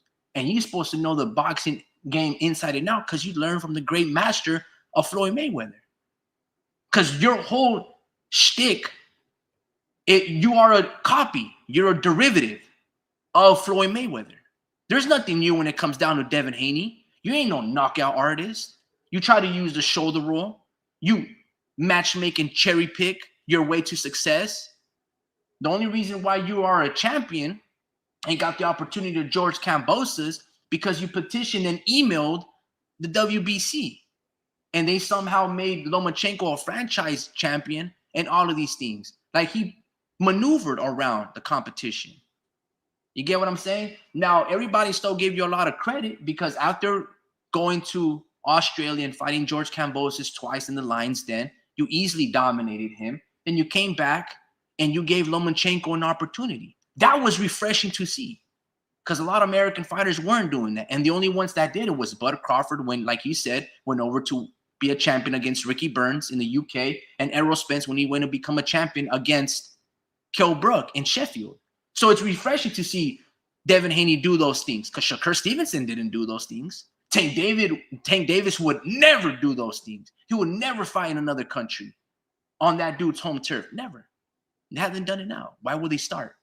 So when Devin was doing these things, it was refreshing to see, and people supported you, bro. You were doing amazing things. And then this other side of you came out. Not the Devin Haney that lost to Ryan Garcia, but even before then. You started like bad-mouthing the people that helped you get to the top. You separated from Eddie Hearn and you bad-mouthed him and all these things because he wasn't supportive of you or you felt like he was underpaying for a fight. First and foremost, he was overpaying you from the get-go. That's why you only signed with him in the first place and all these things. But anyway, look. Devin Haney is dwelling too much on this loss that it's really affecting.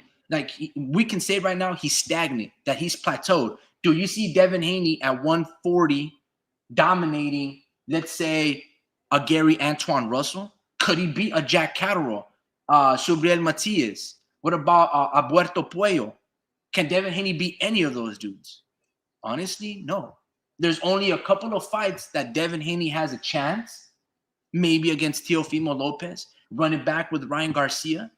Because if you can't make 135 and everything's at 140, I think you can barely beat Arnold Barboza and maybe Jose Ramirez. And that's not saying much because those guys aren't champions. So where is Devin Haney go from here? There's very limited matchmaking. Like his career is almost done. Like I think that this beating, there's nothing really that, because we know Devin Haney is not going to be no knockout artist. He's not going to be no Tank Davis. He's not going to be a Mike Tyson. He wasn't then. He isn't now. So there's just really no way that he can save his face, so to speak, and rejuvenate his career. There's almost nobody that he could beat, right? Where people either want to pay top dollar for him to beat or whether now Devin Haney has the confidence to beat. Because if Ryan Garcia was able to do that to you, and that was a guy that was going through a divorce and drinking in the weight room and, partying with all these porn stars and stuff like that, what do you think Tank Davis is gonna do to you? Right. Exactly. Imagine. And it's scary to think, bro. And it's like, man, I think Devin should know better. And I just feel like there's a price to pay when you fight the fights that people want you to fight. Like the fights that people want you to fight aren't good for you most of like half the time. They're risks, and there's a huge bigger possibility that you're gonna lose because the public wants to see who the best is and they want to see, which the cream rise to the top. But there's I feel like there's two philosophies, right? There's one where we come out the womb, um, like there's one that we all come out the womb the same. I feel like that's like false, right? Like some of us are built to last, some of us can't.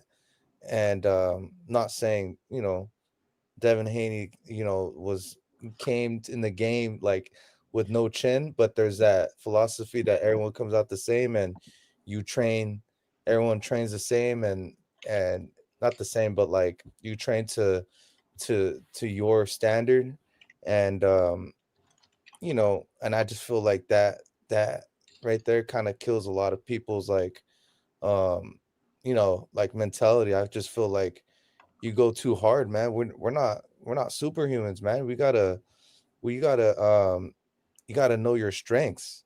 You gotta know what you're good at, because not everyone's built to last, and you gotta plan accordingly, and you gotta take certain fights accordingly. Like you should have never fought Ryan.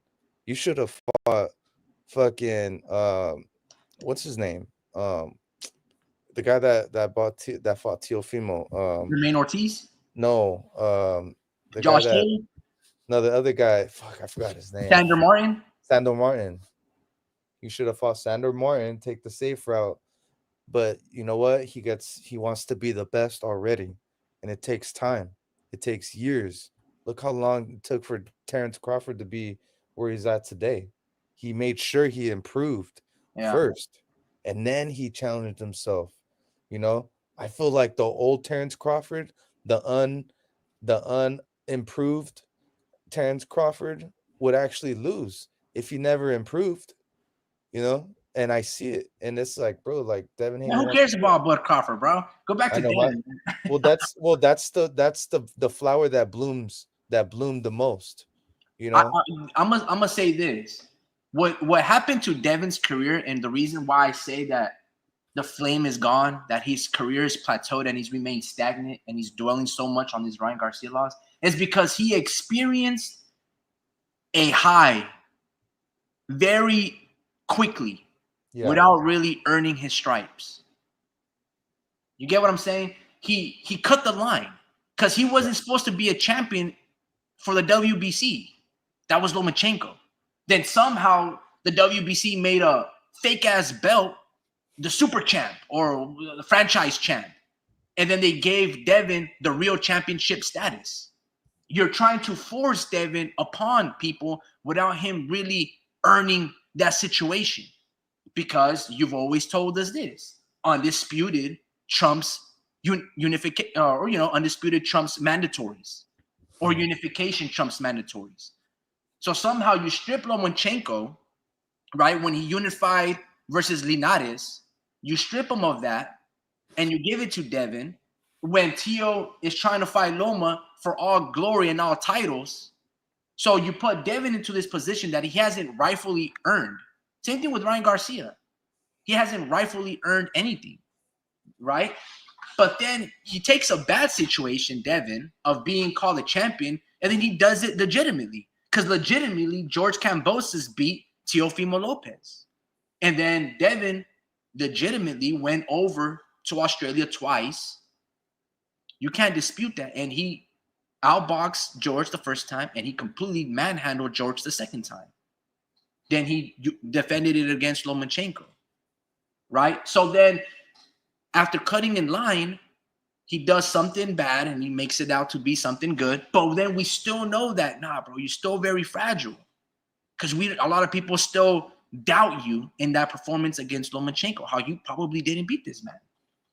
But he feels some type of way that he finally fights a situation where he doesn't have the upper hand, where he isn't the size bully, or he has the weight advantage, or the high end reach, or the youth factor. And he fights somebody that can match him. Boom, first 30 seconds, you get chin checked and you never recover.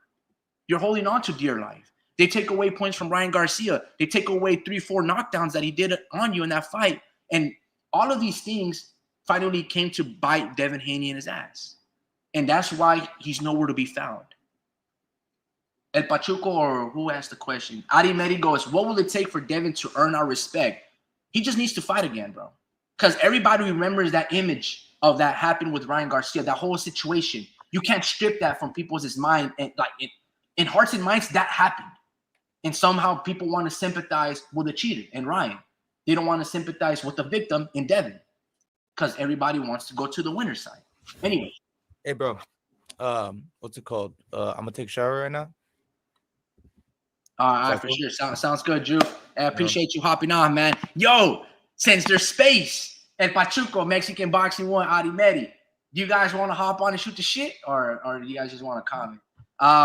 But yeah, dude. I was gonna say what Devin. So what Devin needs to do, Adi Medi, he really needs to fight like a Rolly Romero. Some word like, you know, they can trash talk and Devin can feel very uplifting, and he can talk back and talk smack and knows that he's fighting Rolly Romero. Something like that. Get back into the winning ways. Fight somebody that a lot of people hate more than you and Rolly. Dominate him, hopefully, and then move on to another fighter. And then fight, if you want, revisit that page in that book versus Ryan Garcia. But honestly, go fight your brother, Shakur Stevenson. Hey, you gonna I'll hit you up in a bit. All right, for sure, man. Yeah, bro. I'll be out like in 30, 40 minutes. And then, yeah, man, just hit me up, man. All right. And Pachuco goes, I always felt like Cepeda doesn't square up enough in his boxing stance. He fights like a karate style stance. Yeah, he really does, you know, like, ooh, and his hands are kind of low. But, man, that's Cepeda, and that's what allows him to be relaxed and fluid, not so stiff. He has a very relaxed karate stance, which allows a lot of oxygen to go to his limbs, and that's why he's able just to free flow all those combinations, head, body, because it's a very relaxed, you know, shrimp stance. Mexican boxing number 1. Man, Bud is ducking Virgil and Sebastian Fundora. Look, you don't want Bud to knock on Virgil's door, bro. He will destroy Virgil. Just, nah. Virgil wouldn't even be able to beat Madrimov. Virgil didn't win his last fight, guys. He did not beat Sergey Bohachuk. He literally did not win that fight. And Sebastian Fundora, that dude is a basketball player. That's 6'8", dude. That is going to be a problem for everybody. But if Brian Mendoza was able to find the chin of Fundora, Bud Crawford will find the chin of Fundora. But to be fair, though, when you're 6'6" and you have a heavyweight arm length, man, it's tough for anybody. And Bud is only getting older. Adi Medi goes, I think if Devin starts training with either Robert Garcia Boxing Academy, Ismael Salas, or Eddie Reynoso, he would earn my respect. And then fight Rolly for shits and giggles. Did he? Man, did someone say bite Devin Haney in the ass? Yo, how the fuck do you come up with this shit, man? I haven't really been watching the sweepstakes like Amber Turd and Johnny Depp, like when it comes down to the situation of P. Diddy in the lawsuit. I haven't really been paying attention to it, man. Mexican boxing goes, man, that's gay. Why are you telling him that? He can go shower. Nah, I see how your fake Mexicano Bud has ripped gloves. No. Nah, see how your fake Mexican Bud had ripped gloves. Look, man, he did have ripped gloves. That was crazy. I don't even know how they allowed him to fight and continue to fight versus David Avanesian. Does it take that long commission and judges and refs and ring doctor just to say, hey, pause?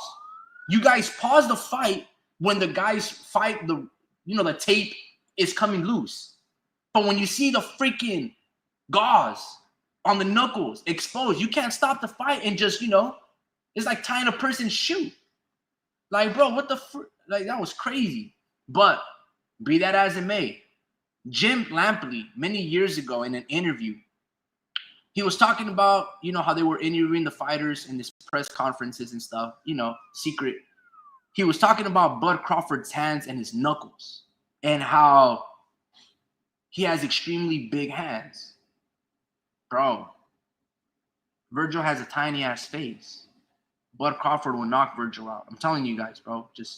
And not Virgil. Virgil will fight anybody. And that's what a lot of people love about Virgil. I love about Virgil. He's one of my favorite fighters to watch. But let's not act like you can almost say that he's been having a fake career. If you're really being honest, a lot of you guys learned about Virgil Ortiz when he slept Mauricio Herrera.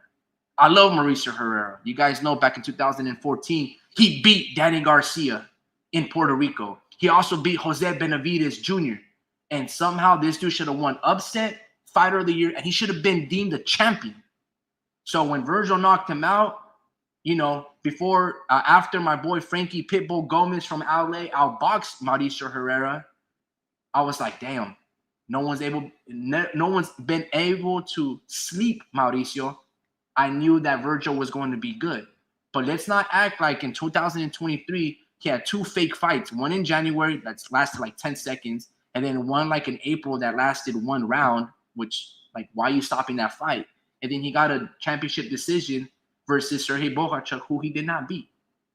He got dropped twice and probably won 6 rounds apiece. So, like, Virgil right now, he just has to ease back into things. There was an amazing fight. I'm not trying to discredit him. Well, I discredited him, but I don't want to take away his glory, because that fight that he had with Bohachuk, that was an amazing fight.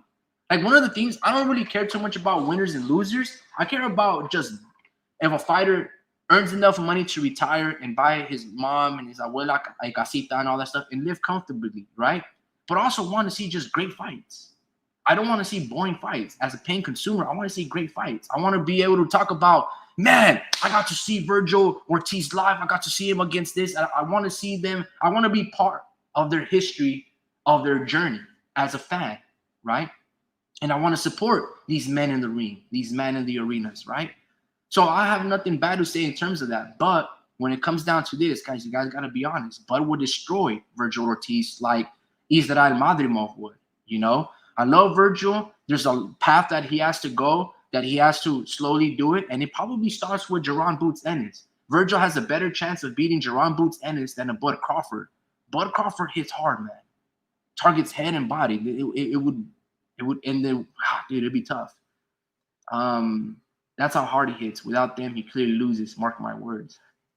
Who you got? Taco Meat, Benavides, or Morel? I was for Benavides, but his Spanish made me cringe. And that Spanish holds a lot of weight when it comes down to boxing, because it's detrimental to boxing skills. And Pachuco goes, so we'll make a bet then, the homie Ricky. If Virgil versus Bud fight is ever made, okay. Yeah, Bohachuk beats Bud. Well, Bohachuk is supposed to fight Israel Madrimov. I think Madrimov will win. That'll be a good fight, though, because I thought Bohachuk beat Virgil. But the fact that he couldn't get Virgil out of there, given the fact that he has health complications, hasn't really made 154 ever before, and pretty much inactive, I think I'm going to go with Israel and Madrimov. And he's got Joel Diaz training him, and that's my favorite trainer right now. So, Mexican boxing #1. Nah, you're tripping. Ripped gloves, he's chinny. Don't forget. Bud Crawford is not chinny. In what fight has he showed you that he's chinny? No, he didn't. See, you're fake. Look, bro, let's not act like Mean Machine is not strong. That dude also dropped Virgil Ortiz. Okay? He wobbled and hurt Virgil Ortiz, had him on skates. He did drop Bud Crawford. Mean Machine is strong for 8 rounds. And when Crawford got chin-checked and wobbled a little bit by Yuruki's Gamboa, bro, that was like at 130, 135. Like, come on, bro. Adi Medi goes, 154 division doesn't matter because Charles Conwell. Here we go with this guy. Oh, my God, dude. Will be undisputed in that division. I got Virgil over Bud is what I'm saying. I hear you. Mexicano goes, laugh aloud. Mean Machine and Gamboa. Little Gamboa. Bro, Little Gamboa had Mikey Garcia running scared. That's why Mikey Garcia went on hiatus and tried to buy out his contract, because he felt like they were setting him up to lose to Gamboa. So remember, Gamboa was at that time on the pound-for-pound spot. Yeah, the 2-time gold medalist. Yuruki's Gamboa, undefeated. That was that dude. He was dangerous. Mexicano, Mexican boxing #1. He never hurt Virgil. See, you're tripping. And he did hurt Bud. See how you mentioned Virgil hurt and never Bud? Told you want to be black so bad. Bro, I literally said that Mean Machine dropped Bud Crawford and he hurt Virgil and put him on skates. Bro, dude, don't do this. I see, that's the beauty about video. Hold on. Because I can bring up the situation. Don't leave Mexican boxing #1. Look, Virgil Ortiz versus Mean Machine. Don't leave, bro. I literally said that he dropped Bud, bro. Like, what are you talking about? Hold on. And let me bring the Bud versus Mean Machine fight. Kavilaskis. Bud versus Mean Machine. Go with highlights. He's the one getting. All right, hold on. So this. As Kavalauskas gets a left-handed. Could be a smart thing. I think what round was it? The fourth round that Bud gets dropped? Let me see. It's going to be right here on the inside. Let me maximize the screen. How do I do this? Full screen.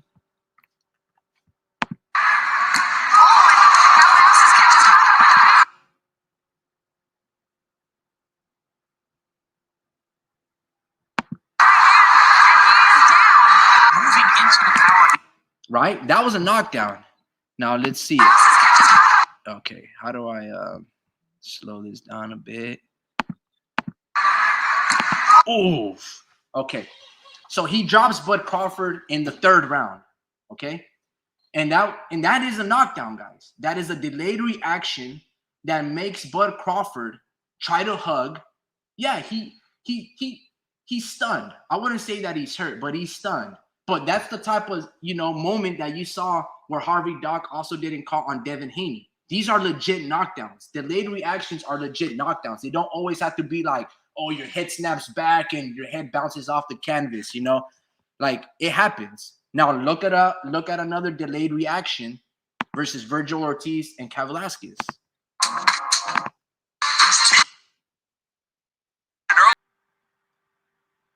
I don't know, man. You guys gotta tell me. Like, that almost show everything, clown. Nah, what do you see? I'm telling you. See, both, it was the same exact moments, bro. Virgil clinches for dear life on Mean Machine, right? Just like Bud, but Bud actually falls down and takes a knee. Virgil had a meaner clinch. He's going down, bro. And then you see a delayed reaction where he's still getting caught by right hands and uppercuts, and he swings a reckless left and he misses and slips. Also a delayed reaction. So there is no big difference. I'm just saying, like, if you're telling me this, Bud Crawford got hit maybe with one shot and a bunch of little rabbit punches as he's holding down the clinch. Virgil, one of the beauties about Virgil is also kind of to his detriment is when he gets caught, he doesn't know nothing else but let's fucking fight and let me hurt you back. That's what makes it for an action-packed Virgil. But in the midst of that action, he got caught by like another 10 more punches. Are you saying that was a knockdown? I'm going to say that was a knockdown. Yeah. I would score it as a knockdown because, like, Virgil's face is all galloping. He's putting on skates. Like, he's not going to lose his footing if those punches don't land. You get what I'm saying? Mexican goes, man, he wasn't hurt at all. He came back and dropped Mean Machine. Big difference. Bro, yeah, Bud Crawford did the same thing in the 8th round. But I think in this same round, or maybe the following round, because there's only 22 seconds left, I'm telling you, Mean Machine is very strong early rounds. 4-6 rounds, that dude is amazing. But once the wear and tear starts going and the fight starts prolonging, he starts getting gas because that dude is very strong, a lot of muscle, very dense. He starts to panic, starts to hyperventilate, starts quitting and taking a knee. Nah, it's not the same thing, clown. See, now you're just emotional, bro. ¿Ves? El mexicano no se raja, güey. Pero tú te rajas, güey. You know what I'm saying? Virgil doesn't make any excuses, bro. You see Mexican boxing #1? Pero te rajas, güey. Como vieja. You know what I mean? Virgil, he'd be like, hey, bro. Virgil says this. Man, he caught me with a good shot. This is boxing. But Mexican boxing goes, man, nah, bro. That didn't happen, vato. No chilles, güey. It's fucking fighting. It's boxing. You're going to get hit with some shit. It's all good. See, he's fine. Then he destroys him. Look at him. Virgil knows how to take a punch, and Bud doesn't. He went down fast. Well, he just got caught with a great shot. Same thing with Virgil Ortiz. This is what you guys got to understand. These are fights. This is going to happen. This is sport of boxing. We want to see fights like this. Mexican boxing #1 goes Virgil. Virgil did it the right way, and Bud took tons of rounds. Well, you also got to understand is this. When Bud fought Mean Machine was, I think he had a draw on his record or he was undefeated, right? So there was no blueprint. He was an unknown fighter, right? Like Israel Madrimov that you have to solve in that fight that has multiple trainers in that corner. I think even Joel Diaz is training Mean Machine. Bro, Joel Diaz knows Bud Crawford, right? During his time with Timothy Bradley. So you got to start putting those things 2 and 2 together. Adi Medi goes, Charles Conwell beats Bud. Bro, this fucking guy with Charles Conwell, bro. Who the fuck is this guy? Charles Conwell. Oh, this is that Golden Boy fighter, huh? You guys always like to fucking bring this guy like in the forefront. He's 27 years old. He's little men's middleweight. Let's see. Mexican boxer #1 goes, man, you sound like a black person. That's why they say you getting emotional. Man, you're getting emotional. That's your argument. You lost already. You want to be black so much. Bro, chill. Mexican boxer #1, facts over feelings. Bro, I presented you the facts. You're speaking a one-sided argument, all right? You're trying to do your best, Woodward and Bernstein impersonation of trying to close an argument with the Washington Post, and you're doing a horrible job, bro. Horrible. And El Pachuco goes, Bud hit the canvas after the shot. Yeah, he did. He did. He really did. That's a knockdown. That's an instant knockdown. The fact that this Puerto Rican ref did not count it was probably very demoralizing for Kavalauskas. That should have been a knockdown. Like, bro, everybody saw that. Like, that's what it was, And this Virgil Ortiz moment, I can give you it. It's delayed.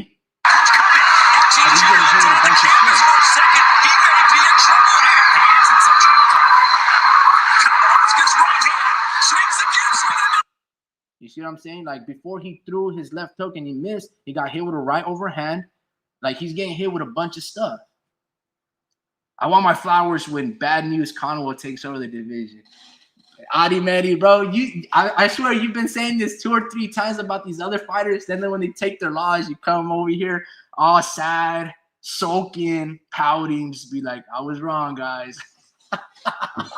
Yeah, no, man, Charles Conwell. I still haven't seen him fight, so I have to really look out for him. I know that you said that he's with Golden Boy, but I still haven't seen him, man. You said Bud did the same thing as Virgil and dropped him when he didn't. No, what I was trying to make in terms of the comparison, that both men were dropped by Mean Machine early in the rounds, almost like the same fashion. Now, it was a little different. Virgil got hit much more, and Bud went down more suddenly. Bud took a lot of rounds to do it, and Virgil did it right away. You keep saying that, but it doesn't matter, bro. Like, the fucking both guys knocked him out. That's how you lost the argument, and you're moving on to something else. I'm calling you out, Mexican. Pictures or it didn't happen. Show everything, clown. You haven't. Well, I can't show everything, bro. I have to show you like 10 seconds of little things because the zone will strike me down. But that was the second round. And then, let's see this. Okay, so in the same round, after Virgil goes down, there's 22. That was the same round. Show the Virgil supposed knockdown in slow motion. Oh, my gosh, guys. You have to understand, before he gets dropped, there is almost like 15 or 10 more punches that land, right? Not all consecutive. These guys are throwing haymakers at one another. All right, hold on. HDMI, playback speed, we'll go 0.5. Hopefully it doesn't get too choppy. We'll go, okay. So here, I think it's an uppercut that hurts Virgil right there. It's that pinch, and Kavalauskas was able to swarm him more, and that's why Bud fell down first, where Virgil wasn't. He did a better job holding on for dear life.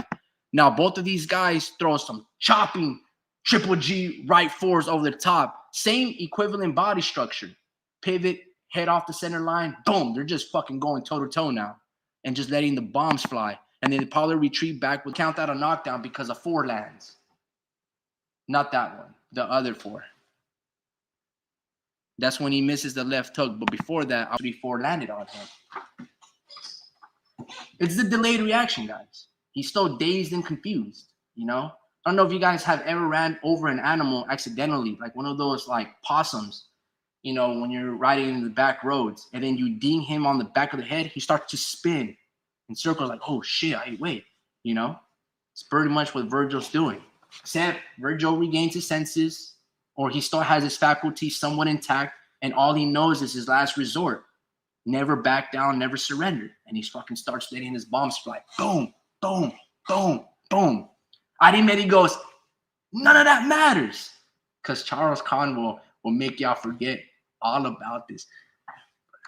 Oh my goodness. Charles Conwell. I know you're just fucking around here, bro, but let me check out who he's fought, man. So this guy's from Ohio, great school of boxing from Cleveland, Ohio. He's 20-0 with 15 knockouts. He's got a 75% knockout ratio. I'm good at maths. But when I look at his resume, bro, the only guy that I know is Nathaniel Gallimore, and he fought him in April 24th, probably of this year.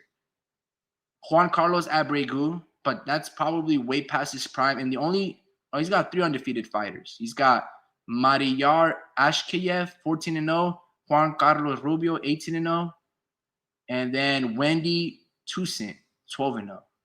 So at least he's got a couple underrated or undefeated fighters. But aside from that, he's still too young. Yeah, and he dropped him. Show everything, puto. Nah, no te enojes, güey. I told you, güey. You're all emotional, bro. Como una vieja, güey. Como una vieja en el día del mes, güey. Virgil went down from overthrowing the left hook. He was on his feet beforehand. Yeah, I know. He overthrew his left hook. He missed wildly. And why did he miss wildly? Because he couldn't catch and block all these other punches that were landing on him that allowed him to lose his hand-eye coordination, right? So it's a delayed reaction. Now, maybe you don't want to score because it's typical that you land a punch, the guy drops. But delayed reactions happen in the sport, right? And those are still knockdowns because caused by what? Punches, not Katie Taylor's headbutts. You guys see the difference? That's what I'm trying to say. Boxing don't teach us that.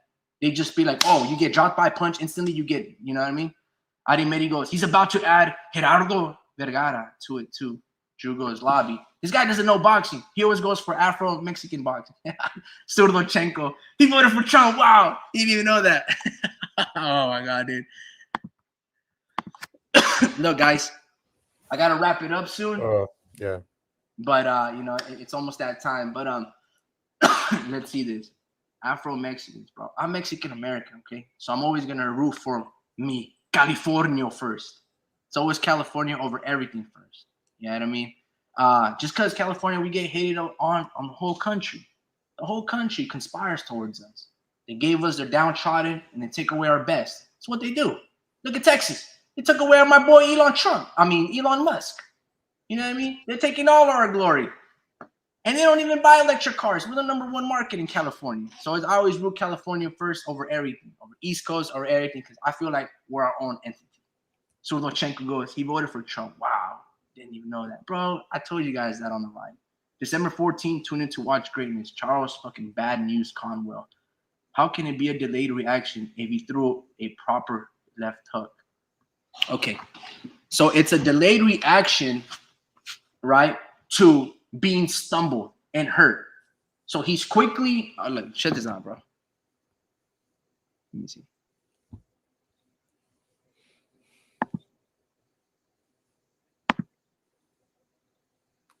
I will tell you this. Let me make this distinction. This is the worst that you've ever seen Virgil Ortiz be hurt in a fight. Okay? Because when he got dropped by Sergey Bohachuk, the first punch that landed on Virgil was a flash knockdown. And he got hurt. Now, he didn't even get hurt. He just got hit and he went down and came up instantly. But never in that fight, if I remember correctly, was he ever like this, where his feet weren't under him, right? Now, he went toe-to-toe with Sergey Bohachuk for like the whole fight. I have to watch that fight because there's a second knockdown was legitimate, I think, but the first one was like a little fluky, you know? Is there another angle to that knockdown? Texas #1, no los queremos, no los necesitamos. How can it be delayed? Okay. Robinson goes, man, you're not Mexicano, Mexican boxing. Thanks for calling that Joto out. Yeah, but I'll tell you this. If you were ever in a boxing ring, I'll fuck you up, Robinson, and I'll stand up. Mexican boxing #1. I'm back. Oh, snaps. You guys going in. Thanks, guys. Yeah, this dude is lying. Virgil and defending Bud. No, all I'm saying is Bud destroys Virgil, which is why Golden Boy is not calling for that fight. See what I'm saying? That's why Robert Garcia doesn't really call for that fight for Virgil Ortiz, because they understand how skillful Bud Crawford is, which is why they kept Mikey Garcia always away from Bud Crawford when they were at 140 and 135 and all of those things, because they know how skillful Bud Crawford is in the amateurs as in the pros. They understand that his arm length, his speed, his intelligence. Remember, this guy has four trainers, right? Probably that guy Isau probably has a greater mind than Robert Garcia. Look what he's been able to do. The Mexican boxing is a dedicated show. Yeah, bro, he probably has like 4 accounts already logged in. He's Yeah, wrong no. trying to gaslight a move on like the chat says I own you. No way, dude. You've been, I think, like in almost every single fight, you've been wrong, bro. I've been trying to tell you guys. No te creas, compa. Que viva la raza. Donde sea que se encuentre. Yeah, no, bro. I don't take it. I don't get offended by this. But yeah, Drew. Look, these guys are hell bent on this angle of knockdowns, right? They're saying that this is not a knockdown because he whiffed and missed a punch. That's the result of him overcommitting to the shot and losing his foot. Would you call this a knockdown? Because I'm talking about the precursory acts that lead up to the event with much more instantaneous shots that pretty much has a delayed reaction to Virgil losing his footing, and that's why it should have been called a knockdown. But anyway, fancy words for you guys. Let's go Hey, don't you normal. gotta go right now? I'm gonna go normal speed and then I'll slow it down. Well, I gotta wait for this dude to show up. Right now, let me slow it down because there's a lot of things that are happening very fast that the eye can't always catch.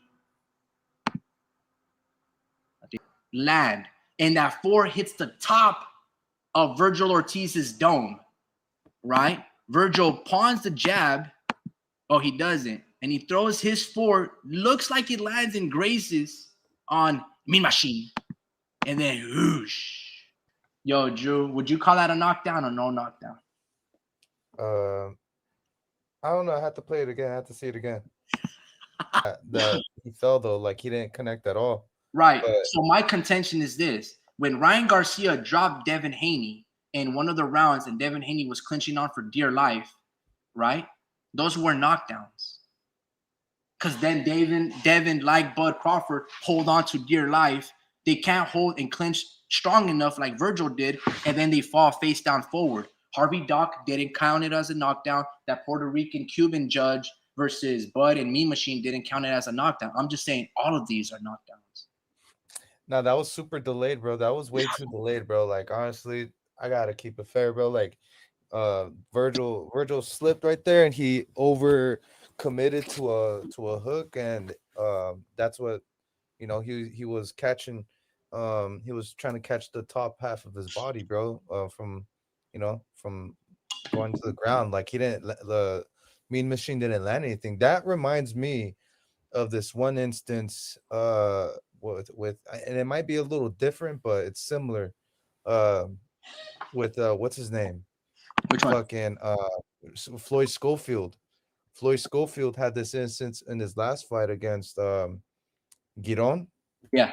and he overcommitted on a punch, and it looked like exactly the same way, and he went straight to the ground, and it was an obvious like slip, and that's kind of like the same thing with Virgil, bro. Like it was his momentum, that had him on the ground like that, like he's like, yeah, he just over committed. That's it, bro. Yeah. No, That's I not, hear you. that's different. That's different, bro. Like honestly, that's different, and it's a bad ref. Like it's just a combination of things. Yeah, this is not the fight though.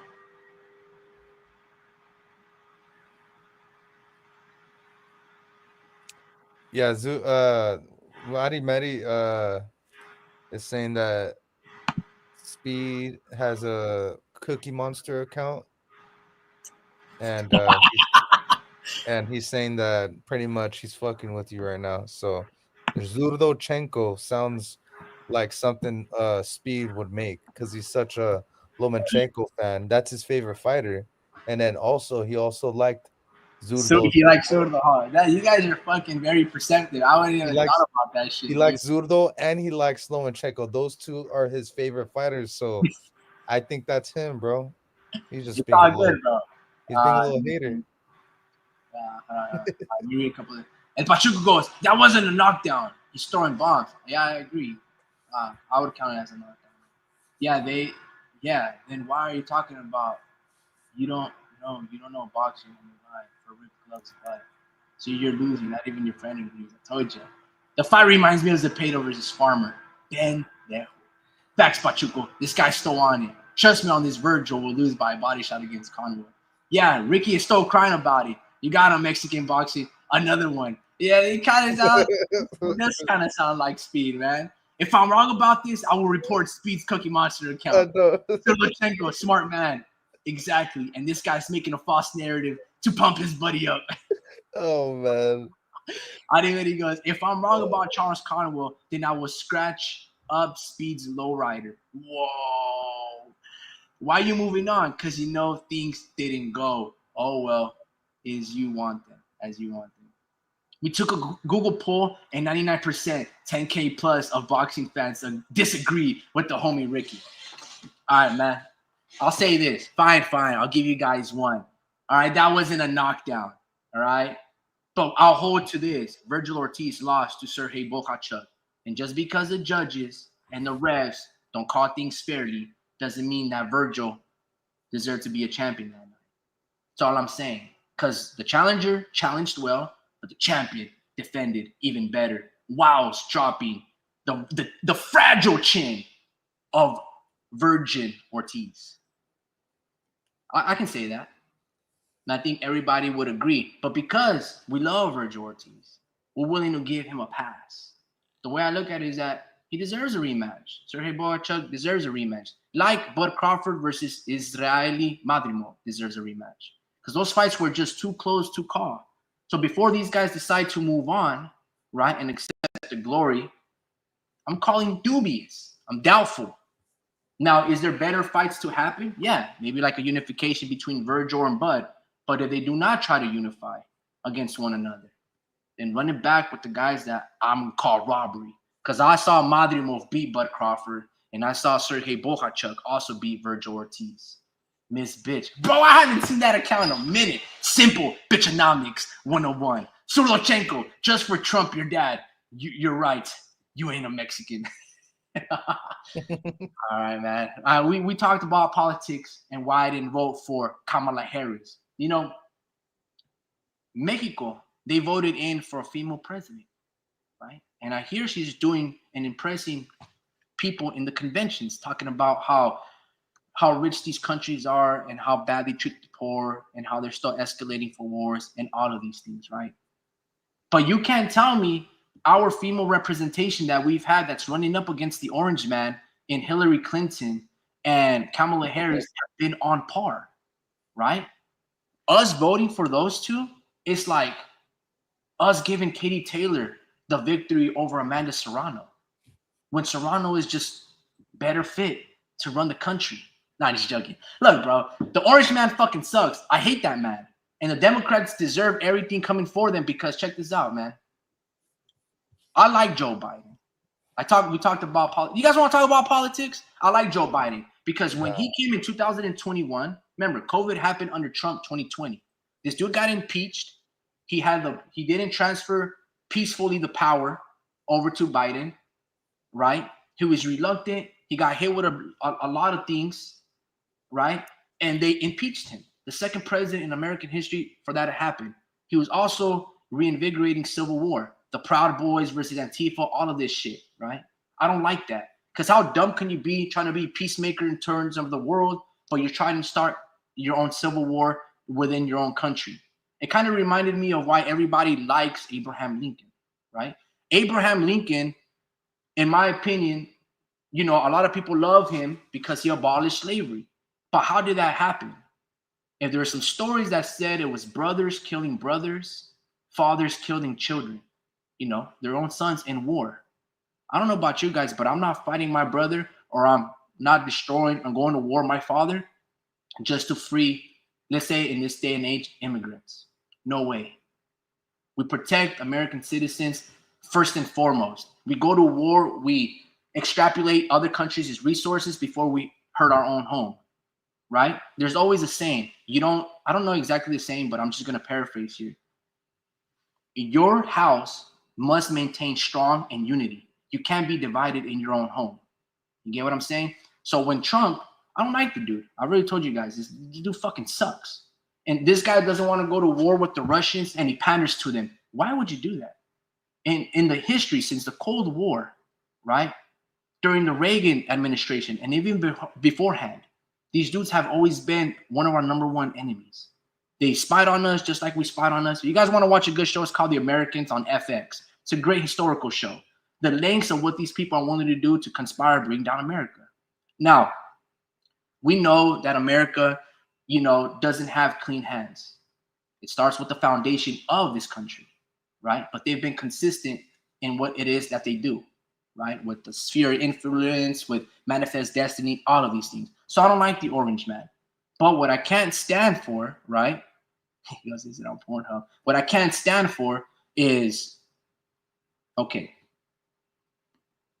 what this movement is occurring under the Democrats, right? And what they're catering to this trans thing with the restrooms, with people that are incarcerated.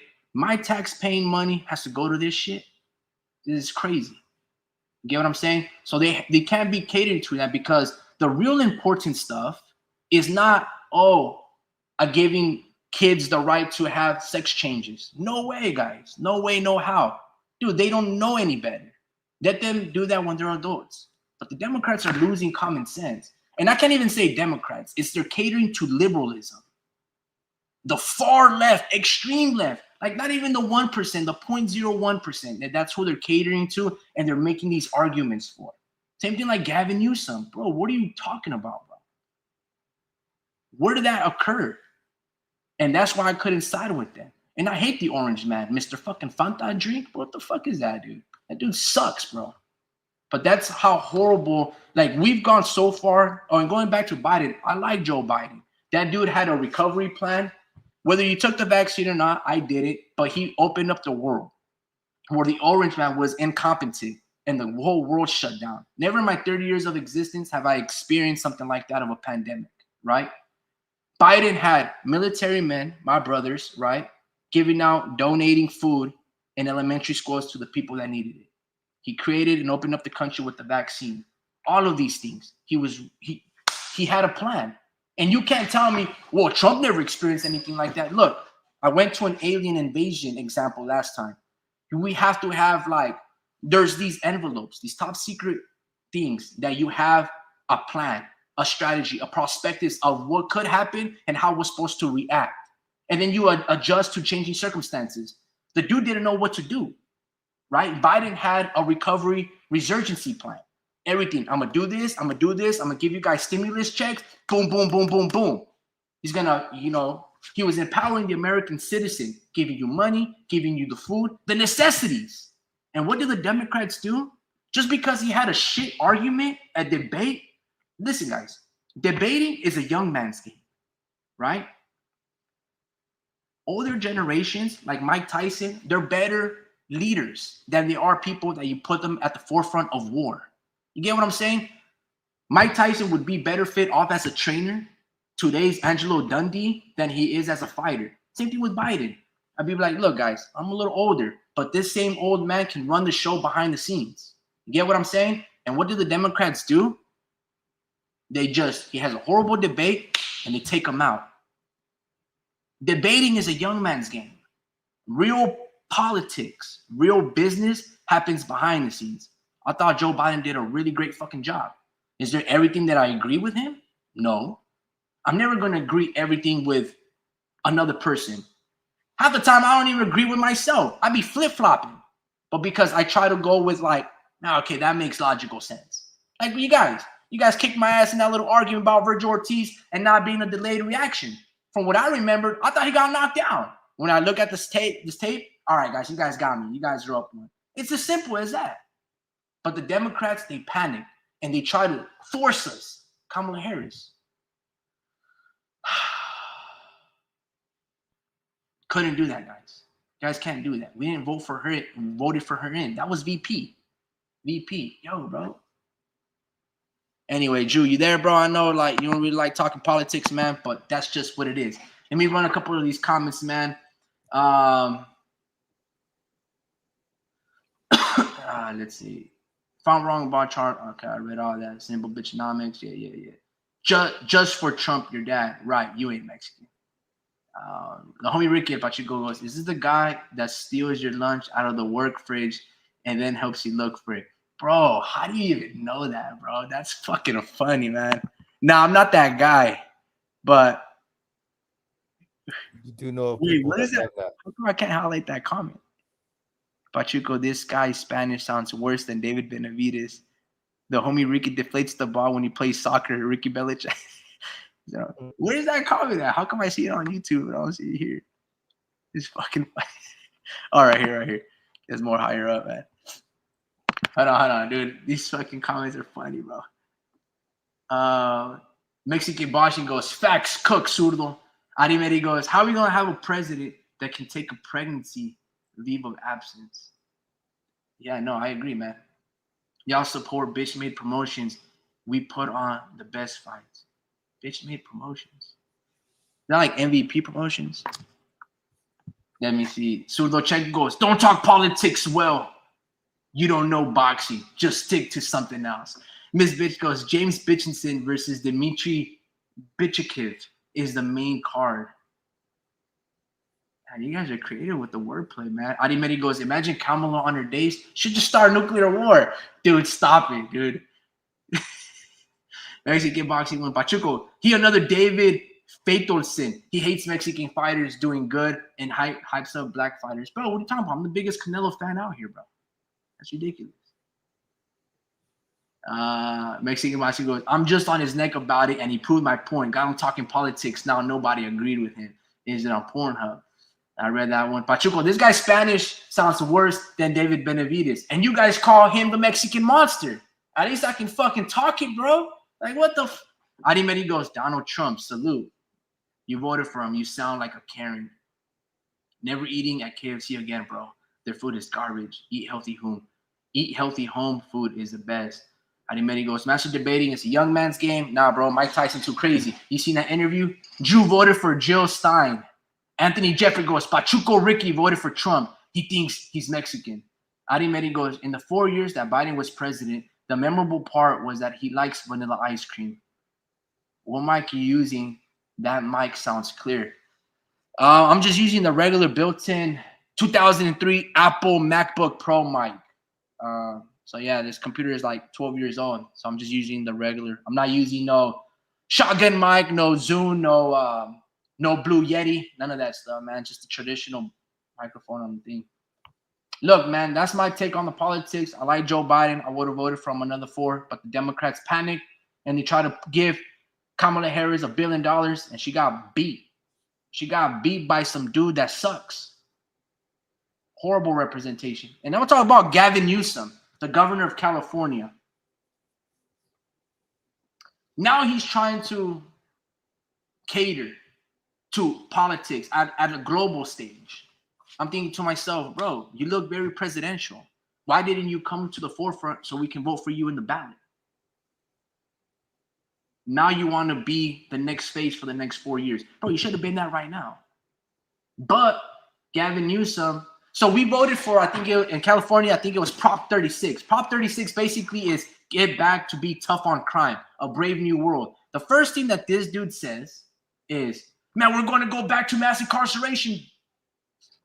Bro, a lot of places like Oakland, San Francisco, these places that are very dear to me, a lot of them are losing businesses. And it's because petty crime becomes excessive and that you're not soft on crime. These criminals feel like they can do whatever it is that they want to do, right? There's no law and order. And when essentially you don't have that, businesses don't feel safe. In-N-Out left Oakland.